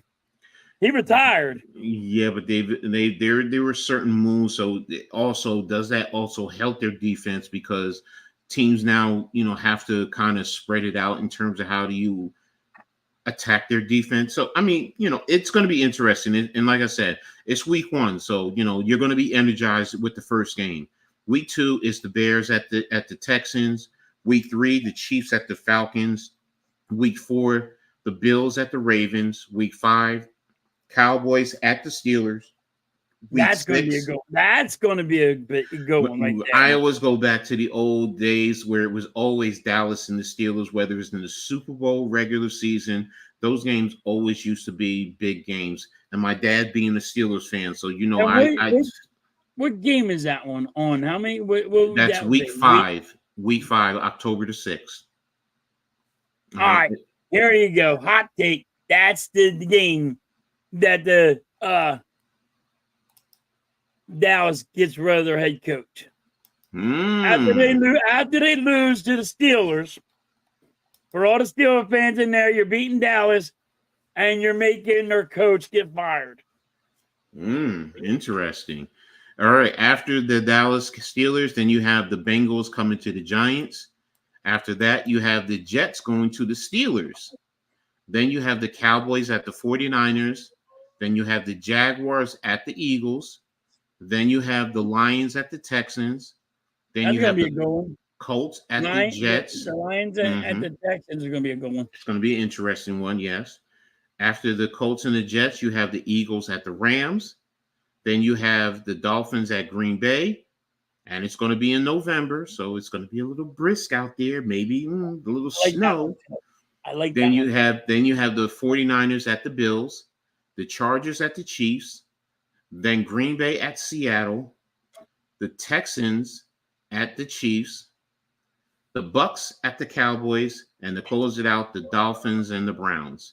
So I know you've given your little tidbits on a few of them. So, I see where you're going, with those, and the first 2 weeks for me are really what intrigued me, because we already said the Ravens at the Chiefs right off the bat, great game, two of the top quarterbacks in the league. And then the next week, still another top quarterbacks with the Rams at the Lions, with both top quarterbacks going back to their former stomping grounds, some have said the Rams are going to be competing with the 49ers out west. So, and I want to see what they're going to do.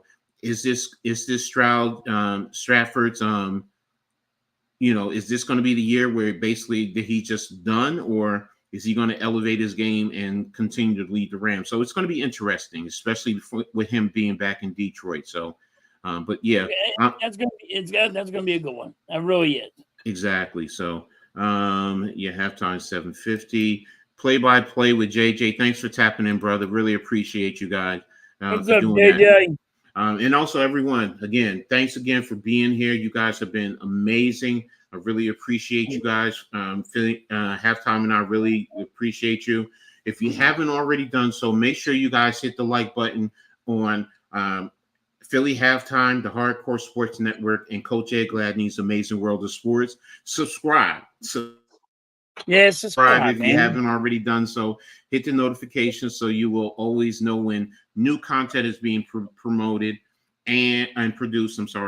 And make sure you guys share on all social media platforms. That helps us all grow, and we appreciate you. And look, as my man Lou says from G Nation, hey, it's free. It don't cost you anything. Cost you nothing. How many of us would love that? So, but again, thank you guys for being here. Now we're going to go over to Monday Night Football. And to start out the season, you have the Jets traveling to the West Coast to take on the 49ers. That's going to be a good one. Week 2, you have the Falcons at the Eagles. Then you have the Jaguars at the Bills. Then you have the Commanders at the Bengals. Then you have the Titans at the Dolphins. And that's 2 Monday nights in week 4. You have the Titans and the Dolphins, and then you have the Seahawks at the Lions. So 2 games, one on ESPN, one on ABC. I like the Jacksonville and the Bills. You like Jacksonville and the Bills? Okay. Yeah, because I think Dougie P is going to have a good year this year. Okay. You're high on the Jaguars. Okay, I like hearing that. I'm just high on Dougie P because I think he's a real good coach, and the Eagles done him dirty. Okay, I like that thought. All right, week 5, you have the Saints at the Chiefs. Week 6, you have the Bills at the Jets. Week 7, you have the Ravens at the Buccaneers. Week 8, Chargers at the Cardinals. Week 8. Sorry, 7. Oh, you have 2 week 7s. I do apologize about that, ladies and gentlemen. Week 7 is the Ravens and the Buccaneers, and then the Chargers and the Cardinals. So that's 2. The Chargers and the Cardinals are on ESPN Plus. So if you don't have ESPN Plus, if you're not paying for it, you're not going to see the game. This is what it looks like, unless you're in the local area. Then week 8, the Giants are at the Steelers. Week 9, the Buccaneers are at the Chiefs. Week 10, the Dolphins are at the Rams. Week 11, the Texans at the Cowboys. Week 12, the Ravens at the Chargers. Week 13, the Browns at the Broncos. Week 14, the Bengals at the Cowboys. Week 15, there's 2. You have the Bears at the Vikings on ABC and the Falcons at the Raiders on ESPN. Week 16, the Saints are at Green Bay. and Week 17, Detroit at San Francisco. So you already talked about the Jets. You talked about the Jaguars and the Bengals. Is there any other one that might I like the interest you? Texans against the Dallas Cowboys. Mm-hmm. Because that's when the Cowboy fans are going to want to be the Texans. Mm-hmm. Riding their freaking bandwagon. Good one. Mm-hmm. And then, what was the last one you said? The Detroit Lions at San Francisco. That one. Detroit Lions. Listen, Detroit has gotten way better. Everybody was making fun of a coach that said, we're going to bite your kneecaps. Mm-hmm. That's what they got. You got a damn he got a hard-nosed team that is willing to play for him. Mm-hmm. I mean, they're going to be good, and I think they're going to against the 49ers. Mm-hmm. Rematch of last year's NFC Championship game. Very interesting game. Rematch of last year's NFC Championship game. So yes. So yeah, I'm the Jets and Frisco's right off the start. I'm interested in. I am interested in Week 2 with the Falcons and the Eagles because of the are the Falcons now really able to elevate with adding Kirk Cousins? Did they do enough on the defensive side? And of course, the Eagles, you have to respect where they are and who they are, whether you like them or not. So and that intrigues me. And of course, like you said. I'm also intrigued by Baltimore and Tampa Bay. Baltimore going down to Tampa Bay, Monday night in that weather. Where will both teams be at the time? Is Tampa Bay really stepping their game up, or was last year an aberration, especially with their quarterback play? And of course, will Baltimore be able to continue? And then, of course, again, Detroit and at San Francisco, definitely the rematch there. And one little personal one, I'm interested in seeing the Cardinals because I don't think I'm going to see the Cardinals all that much, if any at all. And one player on the team I want to see play, Max Melton from Rutgers. I just want to see him play. Basically that's the only reason why. It's nothing more than that. So, ¿Qué pasa, mi amigo? Thank you, the Slayer, Lex, Funny Shorts, and new subscribe. Thanks for being here. Really appreciate you. So, how you doing? So, but that's it right now in terms of football and the big games. There's one thing I want to talk about right now before I move on to basketball and baseball. And it's something that, Halftime and I, we talked about, and, I asked his opinion, and, he and his wife gave me a great one. And it's called The Differences with Activities When You Were Younger Versus Today. Now, being two old farts, we were, one of the things he talked to me about was, your interaction with your friends was totally different. It was more in person and outdoors, which is true. Nowadays, a lot of your interaction is through the internet. Everyone's playing games and, or you're going through social media, quote unquote, that's how you interact, text messaging, it's not a lot of in-person involvement, with your interaction, give me your thoughts Halftime in reference to that. Yeah, it's like night and day. It's so different how, like, these kids don't want to go outside no more. Mm-hmm. Mm-hmm. Mm-hmm. Like when we were kids, your parents kicked you out of the house. You weren't allowed home. Mm-hmm. You're like, come on, you better get your ass home. Exactly. That's the phone call. Mm-hmm. The street light came on. They don't care if you ate. They don't even care if you ate. Exactly. I am not going to shit you. They didn't care if you ate. They're like, yo, you eat? I'm good. Exactly. You survived. Your parents, back in the day, your parents were like, damn, he survived. Exactly. Here I am. My dad said the same thing. He's like, when you and your siblings, when y'all became adults, I was like, oh, finally, I survived, man. I'm just so happy. All his kids are adults now, and it's totally different. So yeah, you're right. You always go and hang out with your friends when you were back in the day. Mm-hmm.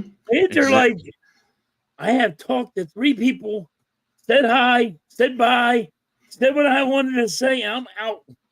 Exactly. Like, where did you go? Yeah, I didn't go nowhere. I got my phone. I got this internet. Exactly. You're in their room. They got the iPad, the computer, the TV, your cell phone. Okay, you're safe, and I get it. It's a different world, different environment. Because I'm going to get a little bit into that. I don't trust the internet. You know what I mean? Because I'm old school. You got to worry about those weirdos. Yes. You know what I mean? With your kids. So it's like, who you talking to? Exactly. No, you do. I don't have a human being here that you're talking to. I can't see the kid you're talking to. So I don't know if he's a kid. Exactly. You know what I mean? Like, and now you got to worry about that stuff. Exactly. And I'm like, this is not like it was back in the day. No. It was way easier back in the day. But then again, your parents, they didn't really care about jazz. They didn't care for me. It's different, yeah, in that regard, because yes, you're in a society where you do have to worry about the internet and the wrong people, contact your children and say and get your children to come out and do things that they have no business doing. Where, one of the things I mentioned at halftime is I could go to the store at 9, 10 years old by myself, and the store was not right next door. It wasn't a corner store right down the street. I had to walk a couple blocks to get to the local corner store, get to the Acme or whatever but I was 9, 10, 11 years old. My parents didn't fear that I would be abducted or my siblings would be abducted in the 70s like that. So and be able to go and get a pack of cigarettes. Say, yeah, my mom said send me here for a pack of smoke. Exactly. Yeah, they didn't even care. They didn't care. Nope. And also, I was getting scratch off tickets. My dad wants scratch off tickets. Well, how many does he want, son? I don't know. He said he give you money, and here you want some, and that's it. They give you a whole bunch of scratch offs. They gave you whatever you wanted. You see, and don't forget, you also knew everyone in the neighborhood or at the local store. Like you said, he knew your parents, so he would do that. He would give it to you. Or if I went to my grandmother's in Brooklyn and I went down to the bodega, it was how's your grandmother? Oh, she sent me for some milk or for some bread. And then they'll say, well, here, this is also, give your grandmother this, or I give you, if you wanted some sandwich meat, she wants $1 worth of sandwich meat. They give her $2, things like that. Yes, and that's the way it used to be. I used to buy my mom cigarettes when I was 9, 10 years old. Yeah. We used to get in trouble back then too. I admit, there were those of us who, we did things we didn't have no business doing. But it's really funny, Coach. Here you go. Who was you more afraid of when you did something wrong? When the person ratted you out to your parents as they beat you, or when you got to your parents? Because that guy, the guy that just is bringing you home for this already beat your ass. I went through that, man. He used to beat me and say, "All right, now I'm taking you to parents so you can get beat more." Exactly. No, it was always my parents for me. The neighborhood, yeah, they would get on you.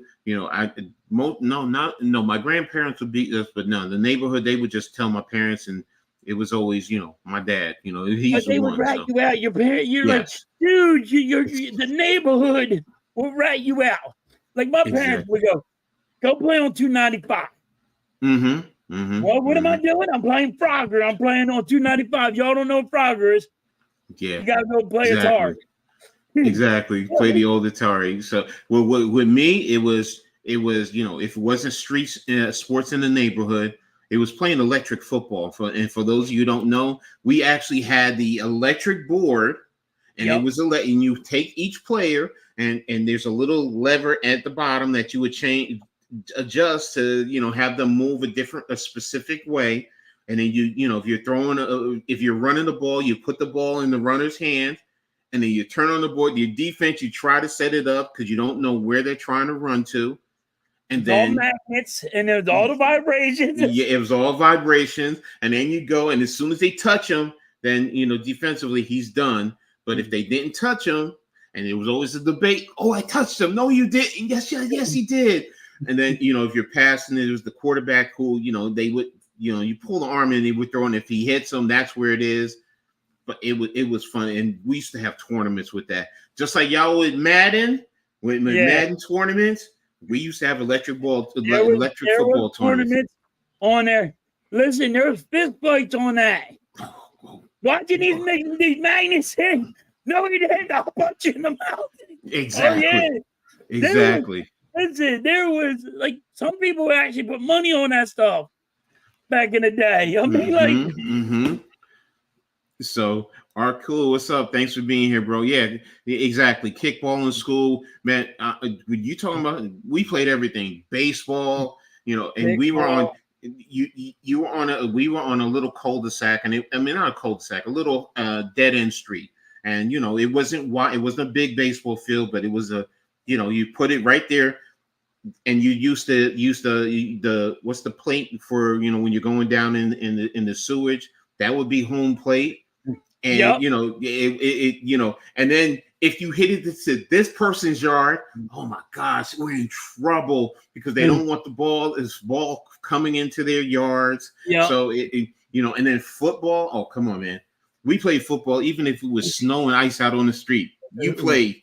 We played in the street, and I didn't live on a cul-de-sac or nothing. It was just like playing kickball. You got cars on one side, cars on the other. I'm like, and when you kick the ball, it bounces off the car and bring on. Hey, that's fair game. That car gets in the way. Yes. That ain't foul. Exactly. Then we do that. Exactly. And that's. Go ahead. I'm sorry. Remember half ball, coach? No. What's half ball? When they cut a tennis ball in half. No, I never played that. All right, stick ball. Stickball, yes. Stickball, definitely. Another word. It was another name for it. It's called half ball. Got you. But they used to cut it. You take a stick. You take your mama's broom. All right. Now hold on. You take your mama's weapon that she used to beat you with when you done really wrong, and you used to play stickball, and you used to cut a tennis ball in half.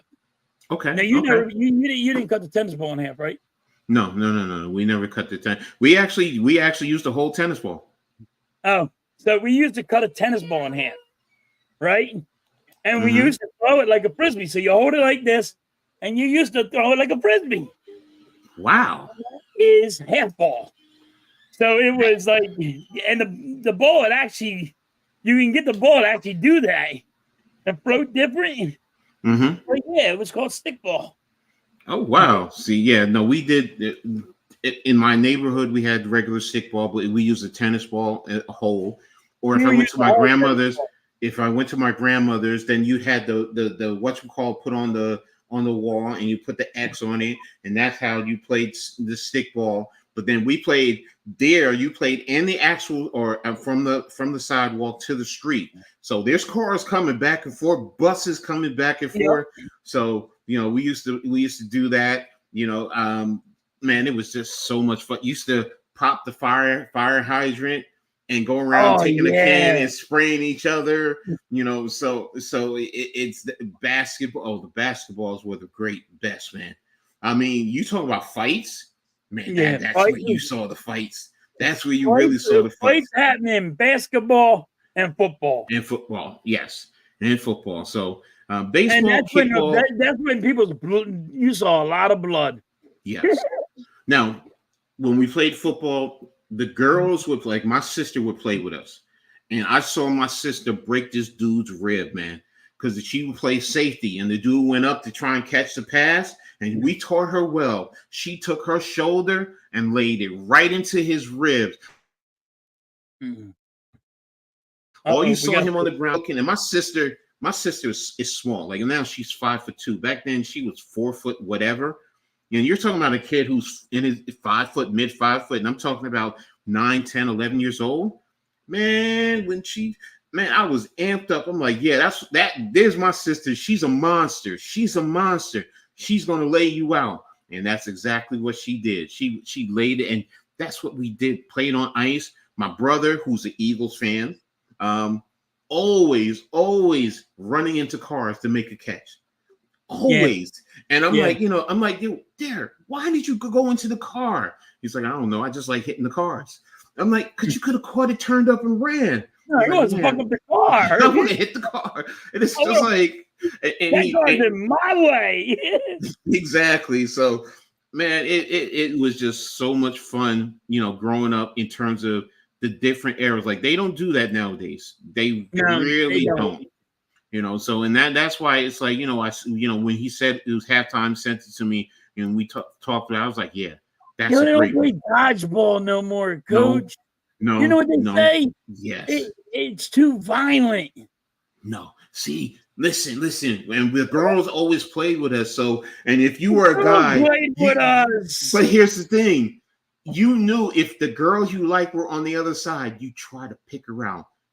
And you either you wanted to hit her hard so she could hit you back hard because you two had it like that, or you wanted to throw it so she could catch it so you could be out.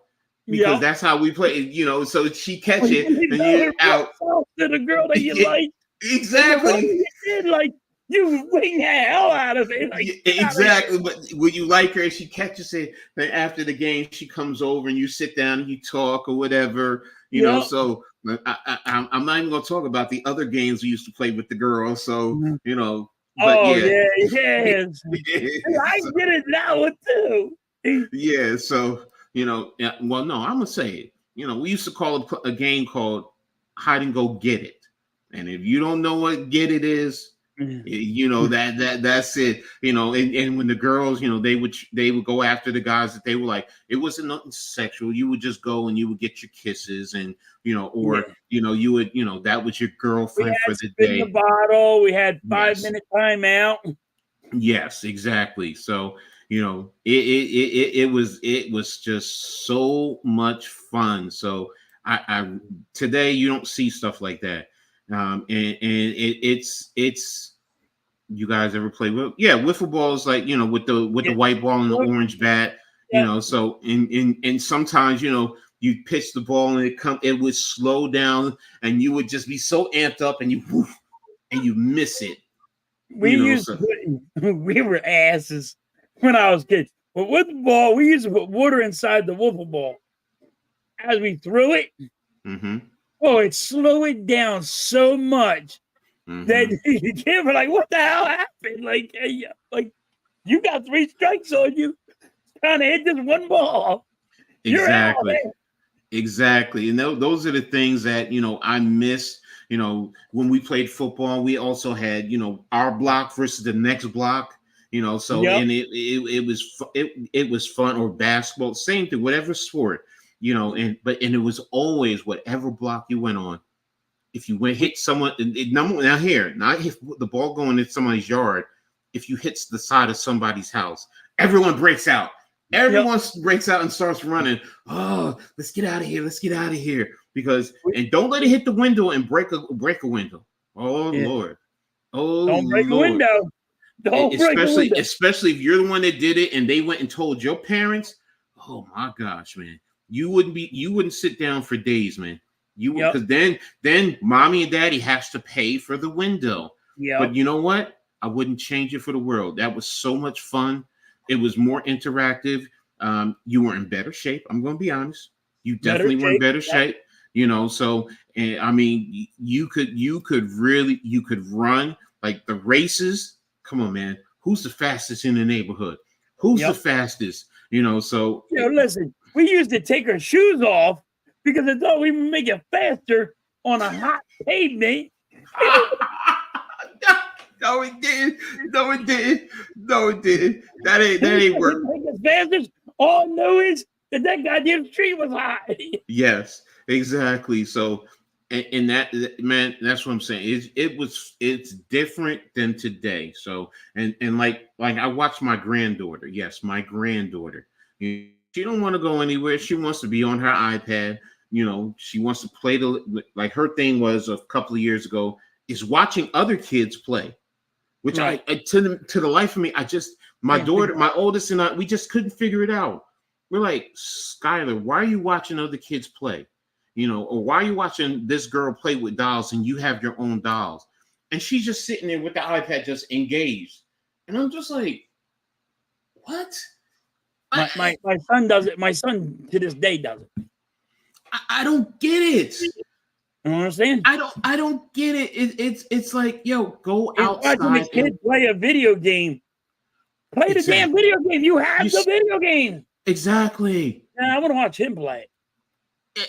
I don't get it. It's like that's the part I don't get. That's where I'm like the interaction. It baffles my mind. What about you guys in the chat? I mean, Arku says she's trying to learn something. Learn what? What are you learning? You're watching someone else. Tell me shit.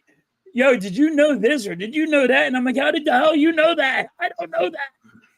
He's Look, like, the internet. Well, you been home, man? The internet. Don't get me wrong. There's good things on the internet. There's good things in watching other people do certain things. I watch YouTube to learn certain things. Yes. But the best way to learn is by experience, by doing it yourself. Yes, I'm good at reading a book and doing and figuring out. I always tell people, give me the instructions. Let me read the instructions. I don't need half the times. I don't need anyone unless I physically can't do it. But I'll read it. Then I'll go do it.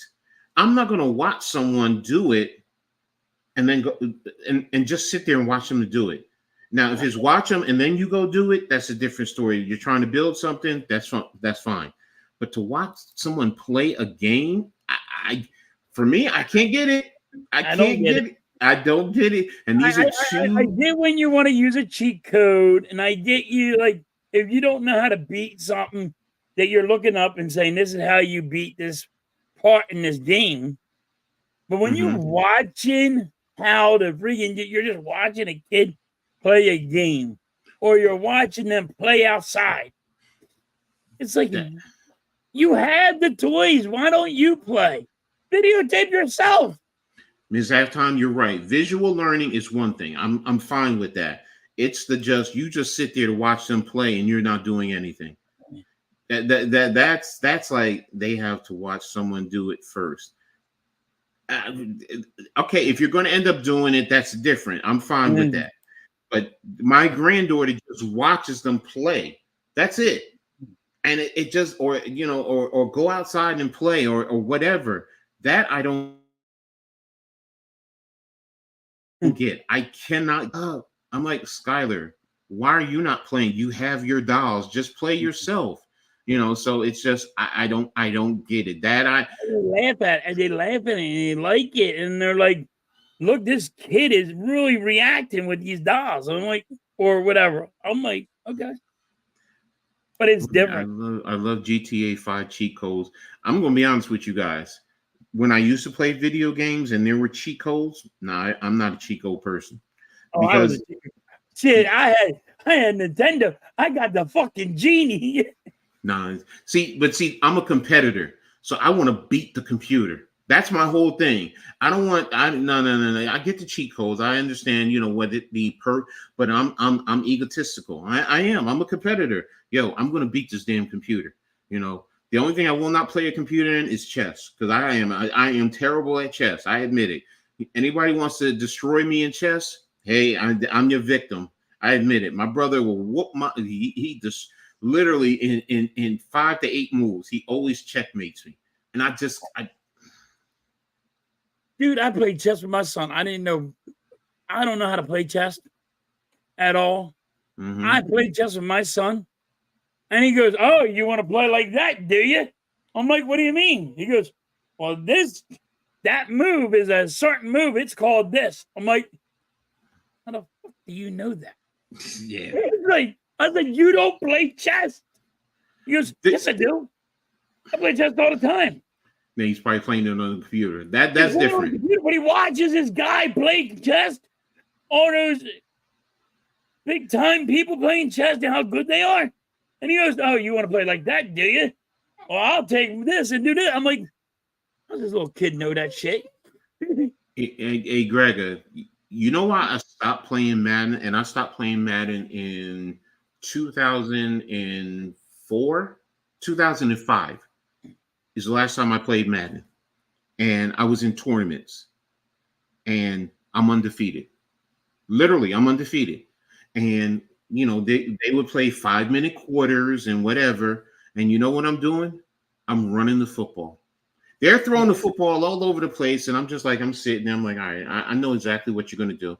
I mean, the plays were all easy. I figured out what every play. I studied every team. I knew what their tendency, whatever year it was. I knew exactly what they're going to do. Forget, I'm a coach. So that's what I do. I analyze it. And half the times I'm just running up and everyone is yelling, "Oh, come on, coach, stop doing this. No, you can't." Yeah, okay. And I'm beating them 14-0, 21-0. You know, they go on, they play each other and they're, 35, 40 point games. No, you play coach. And they all, "Nah, coach, if you're in the tournaments, we can't play with you." Yeah, I know, I get it, because football is real for me. That's me. That's why I stopped playing Madden. It's like, what for? I mean, you guys don't want to play football because that's football. Half of you guys don't understand strategy.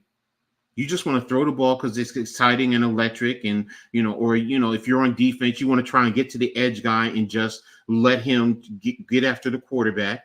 Okay. Yep. But what you want to do when you're running, when you got somebody who's running, and you get the spin move. I get all that. You spin move, or you could dip the shoulder and run them over, because that was my experience. I would run you over and then get into the breakaway, and they would all, oh my gosh. And if it's 5-minute quarters, I'm eating up that one quarter. I'm eating up one quarter with the run game, and they don't like it. And I get it. Y'all want the excitement. Not me. Football, I take very seriously. I play the game just like I coach it, man. I study it, I analyze it, and then I'm in the tournaments. I'm watching you, and I'm watching what you're doing, and I'm picking up what you're doing. And my man, I still to this day, William, he cracked me up. He's like, "Coach, you sitting here," because I would always sit in the back, initially. I didn't want to always go first until he caught on to that. Then he's like, "No, coach, you got to go first. You got to go. You got to play in the first game, because you're sitting back there, you're watching everybody."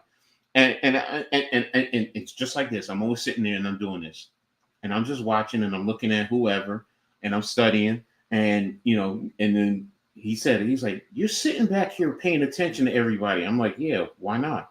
He's like, "Everybody else is off over here. They're over there, or they might watch the game for the excitement, but they're getting something to eat or whatever, laughing, whatever, drinking." But nah, not me. Nope. I would tell you, nah. If you wanna have a good time the way you want it, don't play me. Don't play me. If I study the game and I understand how to play the game, I'm telling you, it's going to be real. And I understand today is a passing game, and I'm going to figure out how to use the RPO and all of that. And I'm going to understand how to attack you horizontally and vertically.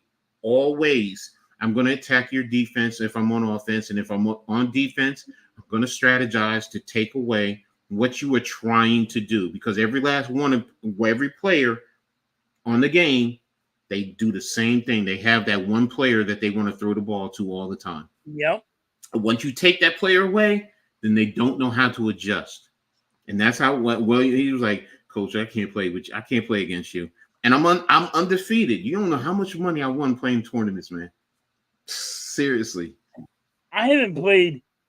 I just started playing again, and I stopped a little bit right now because I've been working so much. Mm-hmm. Work kills me. So I haven't been playing. I actually just got Madden this year.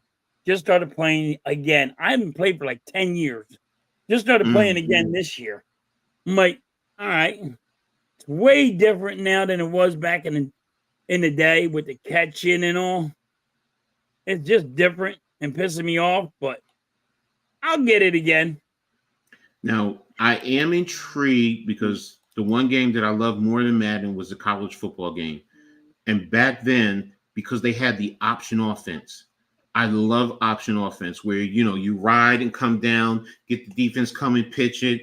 Most guys didn't adjust to that, but yeah, I've seen it, and I said maybe I would get back into that and think about that because I'm a big Rutgers Scarlet Knight fan, so that's another reason why. So I love them more than I love the NFL. I love college football more than the NFL. So that might intrigue me, but for the most part, getting in tournaments or playing against other people, nah. Because I'm gonna be honest, most of y'all, it's not being arrogant, but y'all won't be able to play with me because I coach the game like I would want it to be played. So yeah, I saw that they're bringing it back this year, so that's why I said I'm intrigued by it, Greg. So it's a beautiful thing. So, but yeah, that getting back to the subject, that's why to me today is different than the younger generation. Way different. As a parent, you are afraid of your kids getting abducted. And I get it, but you couldn't go to the store like I did. I'm telling you, literally 2 to 3 blocks away, and I'd go there, get my candy or whatever, come back home, and yeah, like Halftime said, they knew your parents. Get cigarettes for your mom or your dad. The only thing I couldn't do was buy liquor. I admit it, we couldn't buy liquor. But I could go in the liquor. I bought liquor, but I could go in the liquor store. That I could do. I could go in. It's not like, oh, you're a kid, you don't belong in here. No, I could go in there because they sold other things that I could get, but I couldn't buy the liquor. That because I didn't need to, because my dad had the bar downstairs, so it was just like I would go downstairs, and when my dad wasn't around, we all did our thing. It was messed up. Like there was a bar near my mom and dad's house, and everybody went to the bar. Mm-hmm. The whole town goes to this one bar. I'd go in there, used to sell my candy for baseball or football or something. And they're all like, all right, we know who you are. I'd go in there and be like, yo, I need a 6-pack. Oh, you need a 6-pack for your dad? Sure, we'll go get it. Sure, whatever you want to say, my dad, my grandma, I don't give a damn. Give me him. And I used to get it. But then you go sit in the woods when brother's friends like, oh yeah, well that's ours. You gotta go beat it. You're bringing alcohol. See, you were the younger one. I was the older one, so I know that. I was the youngest one. Yeah, I was the youngest one. I used to get some shit, man. I'm like, they would all look at me like, how did you get this? I'm like, I just went in the freaking store and got it. Yeah, see, you're not gonna have that. Then we go tell my brothers. My brother's like, yo, dude, what the freak are you doing? I'm trying to have a good time, but y'all just interrupt. See, we had the good time because the liquor was downstairs in the bar, in my dad's bar, so in the basement. So yeah, he had it, didn't have it locked up. So yeah, I would drink everything, which is why I can handle my liquor even to this day. Doesn't matter, and I would always drink it straight. I wouldn't do the ice thing back then or the Coke or whatever. I'd pour vodka, I'd drink vodka straight, or I'd, brand or whiskey, whatever. Yeah, I drink it straight. My dad showed me pictures when we were in Germany, which is why I think I started. At 1 year old, I'd walk around picking up the bottles after the party. They have always the little residue, drinking it right out of the bottle. But again, it's the 1960s, so it's a different time, different era. We used to get you and your dad go, hey, go give me a beer out of the fridge, boy. Mm-hmm. Pop the beer open, start drinking a little bit. I got to get out of here. Yo, exactly. You got to have it, dude. Like, exactly. Dad, you keep going. Exactly. So, but again, you won't see that today, and then you won't see that. Some of it is good, and then we have their good reasons. But then the activities, the physical activities, nope, it's not the same. Kids are not out there doing the same thing. Why did I just close what you call it? So we're going to move on now, and we're going to go into the NBA with what's going on right now in the NBA. So, what's your thoughts right now in terms of the current NBA playoffs? I know your Sixers are out, so we're going to move past that. But this current round, what's surprising you right now about the NBA play that you're seeing? Well, I thought the Knicks were going to win in 6, but they are so hurt. I mean, everybody on the Knicks want to be hurt. But I think they're going to win. I think they're going to win Game 7. And I said you guys are going to win your chip this year, and I'm not going to back off of that. Well, one thing I want to say is, yes, I'm enjoying, and yeah, Big Blue. I grew up again. I'm a military brat.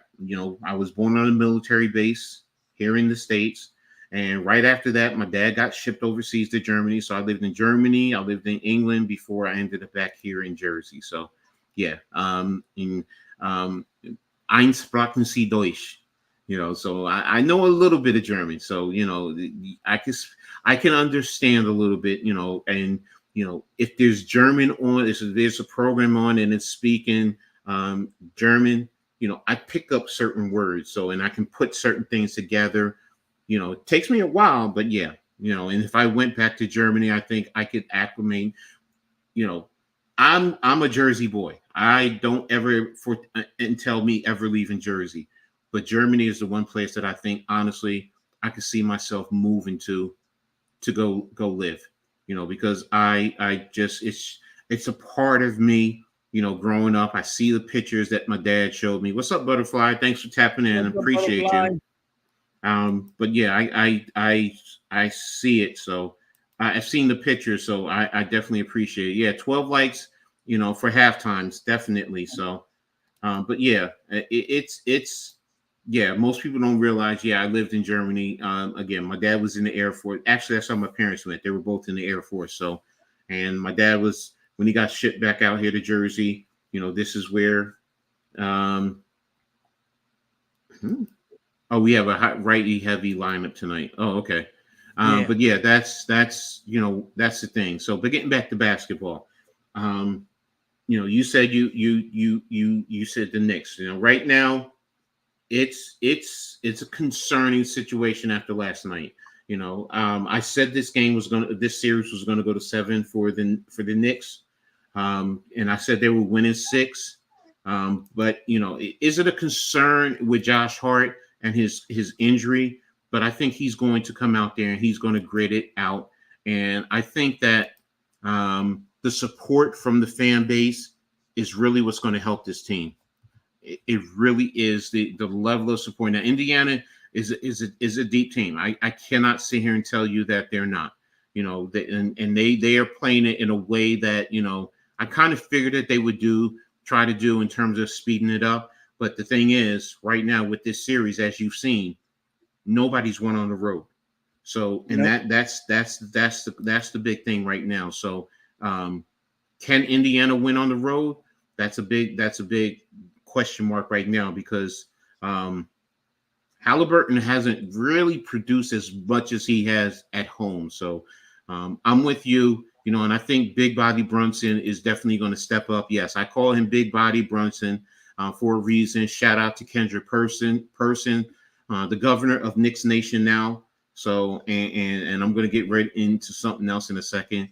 No, I wasn't stationed in Germany, Butterfly. My dad was. When I was right after I was born, we moved to Germany because my dad got shipped out to Germany. So, but yeah, no, the question is, yeah, you're right. With Josh Hart, will he play or will he not play? Because he has that rib injury, or the abdominal strain that they say, abdominal strains have said sometimes it's a week to 2 weeks that you're out. So, and you're talking about less than 48 hours turnaround for him to play. So, if he comes out and he plays, give him his little shot, he'll be fine. Well, I'm with you. I think that but the thing is, I don't know where it is in terms of his abdomen. So that's the first thing. Right. Where is the injury? Is it a muscle pull? Is it the actual rib? is this something with the rib? I don't know because of the way he was grabbing at it last night. But as far as this series goes, I mean, it's what I thought. I said it was going to go 7 games, and I stood by that. So, in the other series with the Celtics and Cavaliers, I figured it could have been a gentleman's sweep, 4-1. Celtics have only lost 2 games out of both of their playoff series. So, right now they're sitting at home waiting. And, they if it's them, to be honest with you, they probably want to play the Knicks because it just seems like the Knicks continue to get hurt somewhere along the line. So, but we'll see. In terms of the Thunder and the Mavericks, it surprised me that the Mavericks are up 3-2. I did think the Thunder would win this in 7 games, but for them to have the opportunity to close it out, I think they're playing tonight. Yeah, they're playing tonight. They're playing tonight. Yeah, they're playing tonight, so they can close it out. So that'll be a big thing for them if they can. So, and then the Timberwolves Nuggets, same thing. I did think it was going to go 7 games, but I think the Nuggets beat the Timberwolves. Yeah, I think now it's hard because when the Timberwolves won the first 2 games, I figured that okay, they're going to win this series. But then for Denver to come back and win 3 in a row, it was just like, oh wow. But this is my theory, and I got a theory on this.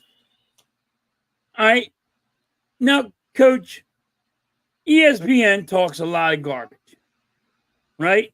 Mm-hmm, So the guy from the Timberwolves, I forget the young guy's name. He's like 22 years old. Anthony Edwards. Anthony Edwards. So ESPN, as soon as the Timberwolves win 2 straight in the beginning, oh, Anthony Edwards, he is Michael Jordan. He's going to be great. You watch him, he's going to win championships and championships. And I think that kind of made it go downhill. Because after they said that, the Denver has just been, oh yeah, you think he's Michael Jordan? Let's tell you, boom, boom, boom, boom, boom. And they started winning. Mm-hmm. Now, don't get me wrong. He's going to get his points. He's been getting 40 points. But guess what? He can get 80 points. It doesn't matter if your team don't win. No, that's a fair argument, yes. And I think Denver was pissed off because people on ESPN calling this guy the next Michael Jordan. You know what? That's just me. Like I said, I think it's, I think it's a little bit different for me in terms of that.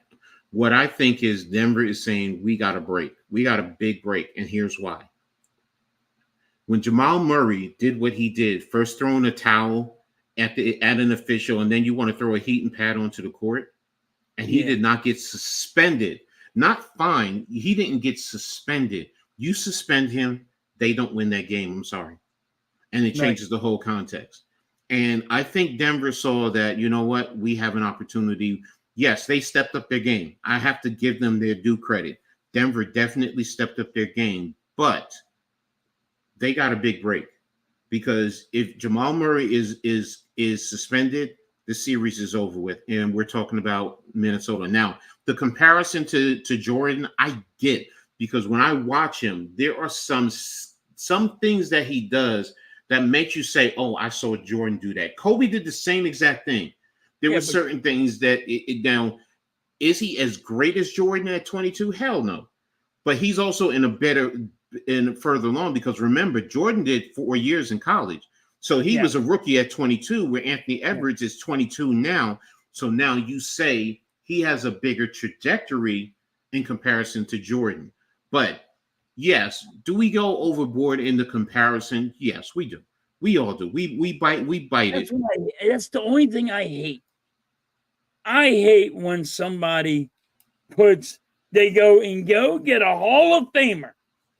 They make sure they grab the biggest, greatest athlete in that sport. And they go, oh, this guy reminds me of him.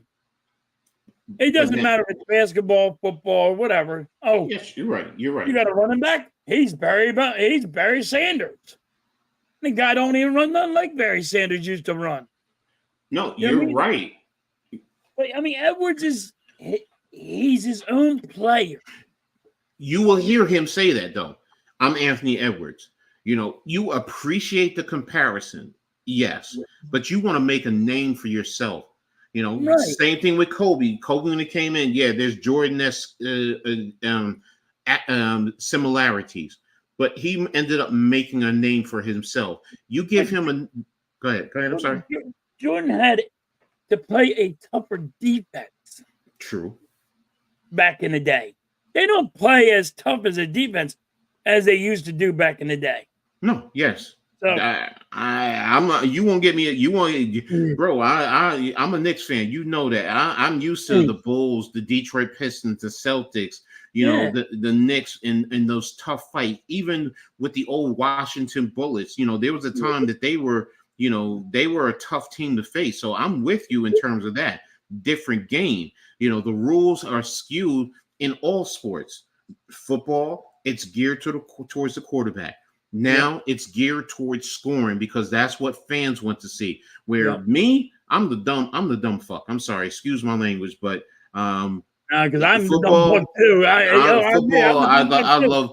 You let me see a 2-0 game. I can sit here and tell you about the beauty of that. You let me see a 79 to 78 basketball game. I see the beauty. See, that's me. Like I'm defense. Mm-hmm. I'm like nobody in the chat. We could buy watching the Phillies, and it's 2-0. Mm-hmm. And they're like, "Oh, this game's boring." Mm-hmm. I'm like, "This game is awesome. That pitcher is doing his damn job." Exactly. Or you know what I mean? Like, if it's a football, that defense is unstoppable. They are stopping everything. You can't get nothing by them. And that's the thing where today's era is more scoring and they want points. Where I'm strategy. I'm strategy. That's what it is. I will watch a game to see what one coach is doing. What is the adjustment the other coach is doing? Now, what are you doing to adjust to that? I don't like going up and down the court on basketball and just putting the ball in the basket all the time. I like the defense. I love when they grab and they push and they, knock people to the ground. I get it. I get it.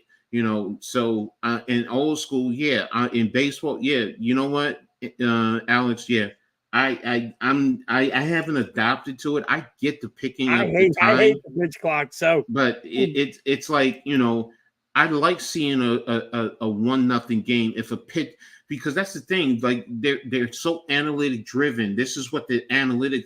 But what are your eyes telling you? Analytics can tell you. They can give you some information to help you think about it.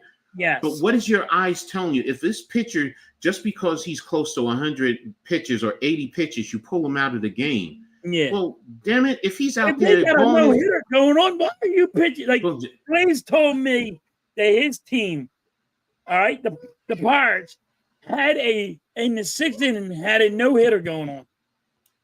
A no hitter. Listen, it doesn't really happen that much often in baseball. Mm-hmm. You have actually stole money off the guy because if he has a no hitter, he makes a bonus on it. Mm-hmm. Mm-hmm. But like back in the day, how many pitches were they throwing, Coach? 160? Yep. Bringing 130 pitches? Let them go. It doesn't matter how many pitches it takes them. He has a no hitter going on. And look, I get players are considered assets nowadays, and you trying to protect your investment. But I'm telling you, as a player, I don't want to be treated. I don't want to be treated as a baby. Let me go out there and play. If I get hurt, I get hurt. Now we have a better age of technology in terms of recovery and so on and so forth. And guys do a great job of investing in their bodies and minimizing injuries more than you realize going into it. But now it's like, no, let me just go. If I'm a pitcher and go ahead. Here's another one. Like with the pitch clock. Mm-hmm. All right. I think you're taking a chess piece out of the pitcher and the hitter having a chess match. All right. Now listen, See, this pitcher is trying to get into that batter's head and mess him up mentally. You're taking that out of the game. Now, Like, all the you know sports. how he will throw to first? He's not trying to get the guy out at first. He is trying to get that batter off his count on his arm. Like, they have a count. All right, when he locks up, it's going to be 1, 2, 3, or 4, and they already got this count. You know what I mean? And you're messing it all up. But the batter, you're messing up the batter's part of his defense against going against the pitcher. When that guy steps out of bat just to, do a couple of swings like this, and that pitcher was about to throw the ball, that throws him off sync. Exactly. You know what I mean? It's gamesmanship. That's you're right. Strategy, and that goes back to what I said. That goes back to what I said about seeing a football game that's 2-0 or 3-0. Everyone else is bored. I wanted to say it. I'm like, you're right on point, and what you call it? Alex said it perfectly. Baseball is highly analytical, and I hate it. You got Harvard geeks in the front office as GMs, but no people who have a feel for the game, which is so true. That's why, like with people in football where they try to show analytics. I say to myself all the time, what are your eyes telling you? I mean, if you understand the sport, what do your eyes tell you? Your eyes are not going to lie to you. Now, you could be wrong sometimes. Don't get me wrong. But you, for the most part, if you watch the game, you see what's going on. Like Halftime is saying with baseball, the strategy, yes, there are times where analysts are going to tell you, you know what, if you pitch him away, he's more prone to hit it this way. So now slide your defense over a little bit, position it. Okay, I get that. The percentages say when he goes up against this pitcher, if he throws this type of pitch, this is what the tendency, but it's not 100%. You still have the opportunity for them to do something else. And as far as hitters, look, you're always trying to hit home runs. Sometimes it's what happened to the simple things of, hitting away, bunting, really sacrificing. Can you imagine a big Aaron Judge coming up to the plate and bunting? Now, the fans don't want to see that. I get it. They want to see him hit the home run, but I want to see strategy. That's the thing with me. I love strategy with sports. Hands down, you're right, Coach. Dude, I say it all the time. Like, I hate analytics. I just can't stand it. But you're right. Like, it's small ball. What happened to small ball? I mean, I just hate analytics. And people are like, well, the stats tell you this and the stats tell you that. I'm like, the stats don't tell you everything. Hey, you got to look at the eye test. What's the eye test tell you? And they're like, what the fuck are you talking about? I'm like, you're not old school. You don't understand. I don't get how you not understand. But because they're so built on analytics, and all these people are trying to jump on the analytics train. Exactly. And I can't. I hate analytics. Here's the thing with analytics. You know me, players. Analytics, I think, hurts in baseball, hockey, basketball, everything. Look, there's stats, and you use stats for a certain aspect. As a coach, I use it as a certain aspect. There's certain things in analytics I use to gain some information, but it's still the feel of the game, and as an opposing coach, if you're telling me this is what the analytics says, don't you think I see that too? So this is how I know I have to, play the game, but now if you say this pitcher is, he has a great fastball, and you say on this count, he's going to throw a fastball, and the batters anticipated now throw a curveball and he strikes out. It may have been a terrible curveball, but what was he expecting? A fastball. So, but you throw him a curveball. Now it's like, oh, whoa, wait a minute. That's not what the analytics say. Now you mess up the analytics. Now you change the whole strategy. And that's what I get in. Alex says the small ball doesn't exist anymore. Stolen bases are only back because of the bigger bases.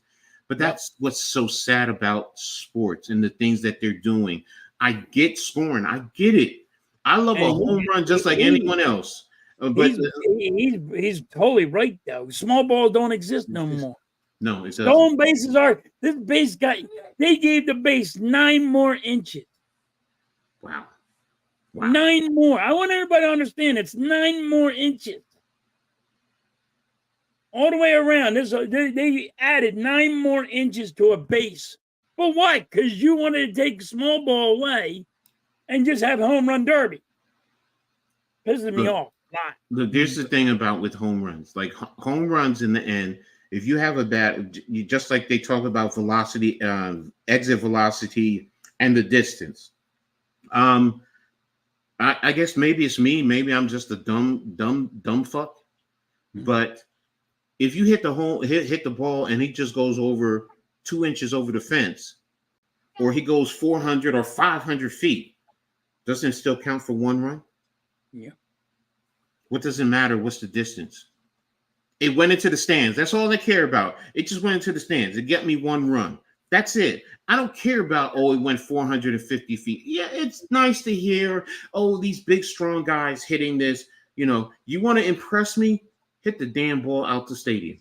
Now, if you do that, then we can talk. And guess what? I'll appreciate it for a minute, but then I'll go back to what I just said. But it's just 1 run. It don't matter.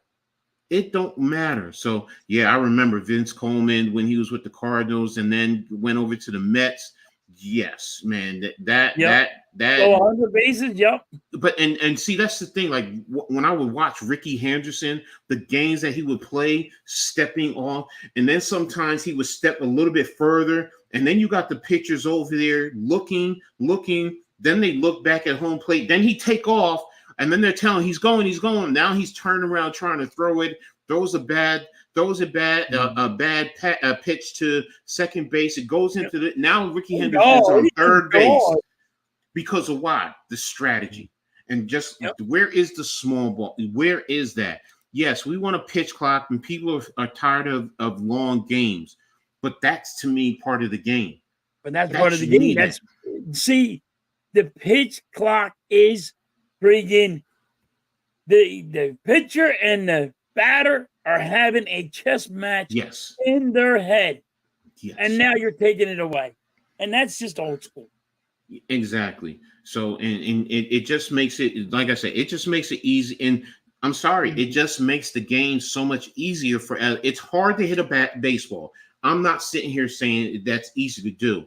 But now you're not defending the whole plate. You're only saying, this pitcher is going to do this, so I only got to worry about this part of the plate. And the pitcher is saying, well, he can only do this or that, so let me just pitch him this way or that way, inside or outside, because he can't do the other. But now if he has to defend the whole plate, the pitcher has to be more precise with their pitches, inside, outside, up, down. Now it changes the whole dynamic. This is why, for me, old school, as an old school head, I see the games. All sports, I see it so differently nowadays, and they've taken away from the beauty of the sports. And you know what, we got so far into baseball, we got away from the NBA. But let's get back. Let's close this out, and we'll get back into baseball. So, with the Thunder and the Mavericks, do you have the Mavericks taking care of the Thunder tonight and moving on? I got the Mavericks winning this one. And what about, you said the Nuggets? You think the Nuggets are going to take care of the Timberwolves because it's tied 3-3? Yeah, it's tied 3-3, and I think the Nuggets are going to win. Okay. But, I mean, because everybody got the Timberwolves going to win this.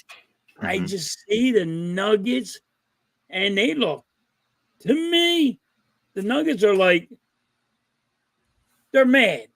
You ain't giving us no credibility for being here, and you're acting like you're acting like the Timberwolves are the goddamn team to beat, and you're not giving us a chance. I'm going to say that the Nuggets are going to say, yeah, we're going to kick their ass. I'm going to say this, and I'm probably wrong, but I do think the Timberwolves will win, and it's because they got the one key X factor that they needed, which is why they didn't win previously. It's Mike Conley. Mike Conley, first of all, he takes the ball out of Anthony Edwards' hand, and he controls the offense. You can't really blitz Edwards as much as you would want to. And Mike Conley is also a 3-point shooter, but he's an excellent quarterback of their offense. He makes sure everyone and gets the basketball into guys' hands where they can produce. So he was the key, which is why they won by as much as they did. Now, will that be in Denver's head too? Because remember they were down by 50 points at one point. So it's interesting. So, but I have Minnesota winning. As far as the Knicks Pacers, I have the Knicks. You already said that. So it's going to be Knicks Celtics and Dallas and Minnesota, which that would be interesting. So. But now we're going to go back to baseball, and before we start to close things out, we were just diving into it a little bit in terms of the strategies. Right now, in terms of the overall, for those who don't know, I'm a Yankees fan, diehard Yankees fan, but my number 2 team is actually the Philadelphia Phillies because I love Ryan Howard when he was there. I just loved his game. So, and these are the two of the top teams in all of baseball. Who do you think, other than those two, that as baseball fans we should keep an eye on, and they may make some serious noise down the road? Oh, that's a good question. That one's a good one, dude. Mm-hmm. You got Baltimore. Mm-hmm. They're a very young team. You got Baltimore. People need to watch for the Pirates. Mm. And there's a lot of people saying the Pirates are bad. Mm-hmm. I mean, I even have Pirates fans coming to me saying, "Yo, we're horrible, man. This ain't cool. This is what do you got?" Keep an eye on that. I'm telling you, their starting pitching is really good. It's the only problem with the Pirates is the bullpen. But another one to watch out for is the Brewers. They're a good team. Mm-hmm. I mean, it's very close. I mean, everybody's like, "Oh wow, Phillies are in first place." They're only above the Yankees by 1 game. A half a game. And now it's a half a game. Yeah, it was 1 30. game, but it's not that. You know what I mean? It's very close. I mean, there's 3 teams that have 30 wins. Mm-hmm.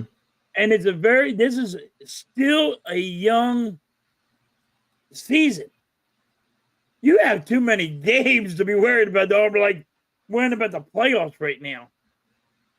To me, you got too many games. And see, I'm sitting here looking at the standings, and the National League seems to be, in a sense, a little bit. I don't want to say seems more balanced, but I mean, they're both balanced. But yeah, I see where you're going because you have the Dodgers at 30-17, the Phillies at 32-14, but you have the Atlanta Braves, which they're 3.5 out behind the Phillies, so they're at 26-15. Then you have like you said, the Brewers 6-18. So they're right there. I mean, you got Chicago, which is 2 games behind the Brewers, and then the Pirates, and then out west, the Dodgers are literally 7 games in front of the Padres. So they're starting to put distance between themselves, and I don't think they've really become comfortable with all the moves that they've done to get where they are. So to be honest with you, they're the ones that I'm really concerned with as far as for the Phillies, because if they start producing, they're going to run away with that division. And I really think that they may put that division to rest probably by the middle of the summer or probably going into August. I mean, Yeah. I'm sitting here You got fear, somebody's going to have a losing streak. Mm-hmm. Can't keep on winning every game. It's not going to happen. Yeah, and I look at the AL. I mean, the Yankees are a game and a half over the Baltimore Orioles, but then you have the Guardians, who are they're 28-17. So I think they're 3 games behind the Yankees. Three, And then you have yeah. Kansas City. I didn't realize Kansas City is a half a game behind the Guardians. So the Yeah. West, though, is, you have Seattle at 24 and 21, but the Rangers are at 500. The Astros, they started slow. They're starting to close. They're 4 games behind Seattle. So the West, though, is not impressing me right now. Now, things could change once the season continues to go, but I'm just sitting here looking at the standings. The Yankees, they were up and down, and it's just it's just I know it's early, guys. I know it's early. I know it's early. Definitely. So Rangers Astros become a rivalry. I could go to a Yanks Philly series at the end of July. Both teams are really exciting. Baltimore is pretty good. That would be my ultimate World Series. I'm not gonna lie to you. If it was the Yankees and the Phillies, Baltimore that and would the be a good Braves, one. too early, only 48 games. No, I know that. And I just said it, to watch out for the Astros. They're starting to pick up, but the point is, if the teams that are in front of them continue to keep putting distance, they have a lot of work to catch up just to get close to them. I'm just pissed. Just cost the Pirates the game. They called the guy safe, but he tagged him, and the guy hit the ball out, and they called it safe. Yeah, we know the umpires are, they're bad. Umpires They're are bad, man. I listen. Always will say it. A referee will cost a team a game. The Braves They are will. better than us. You Braves think are the not Braves better enough. the way that No. they're playing? I mean, the Phillies, and the thing is, see, that's the thing too. Like, everyone looks at the previous year, and justifiably, you do look at that. But that's why I say you have to watch the game and see what's going on, because year to year things change. Confidence is a key element in sports. Most people don't take that into account. You look at numbers and all this and that, but our teams playing with confidence? What's their chemistry? Because that goes a long way, a very long way. I've coached teams that, as we've gone, we gained more confidence and we won. And I've coached teams that we were, so-called the best, and, we got onto a losing streak and it continued to spiral downhill. So even though we're 3.5 games up Above the Braves. Yeah. Like, listen, we're Star Wars. We're better than the Braves. Where our pitching's better, our hitting's is been now just starting to hit. We'll be fine. Tommy, I respect where you're coming from, and and I get it. It has to be proven. Until you prove it otherwise, this is what you're going to say. But the Astros' slow start is what concerned me. And then, as Baltimore and the Yankees continue to distance themselves, what are they going to do to catch up? Because, are they going to end up being in the play-in to get into the wild card? Where does it go right there? Coach Edd, adversity will teach you. Yes, it does. It teaches you a lot of things. So, and that's why, and I'm normally not as deep. I don't get into baseball this early, because of basketball and other things.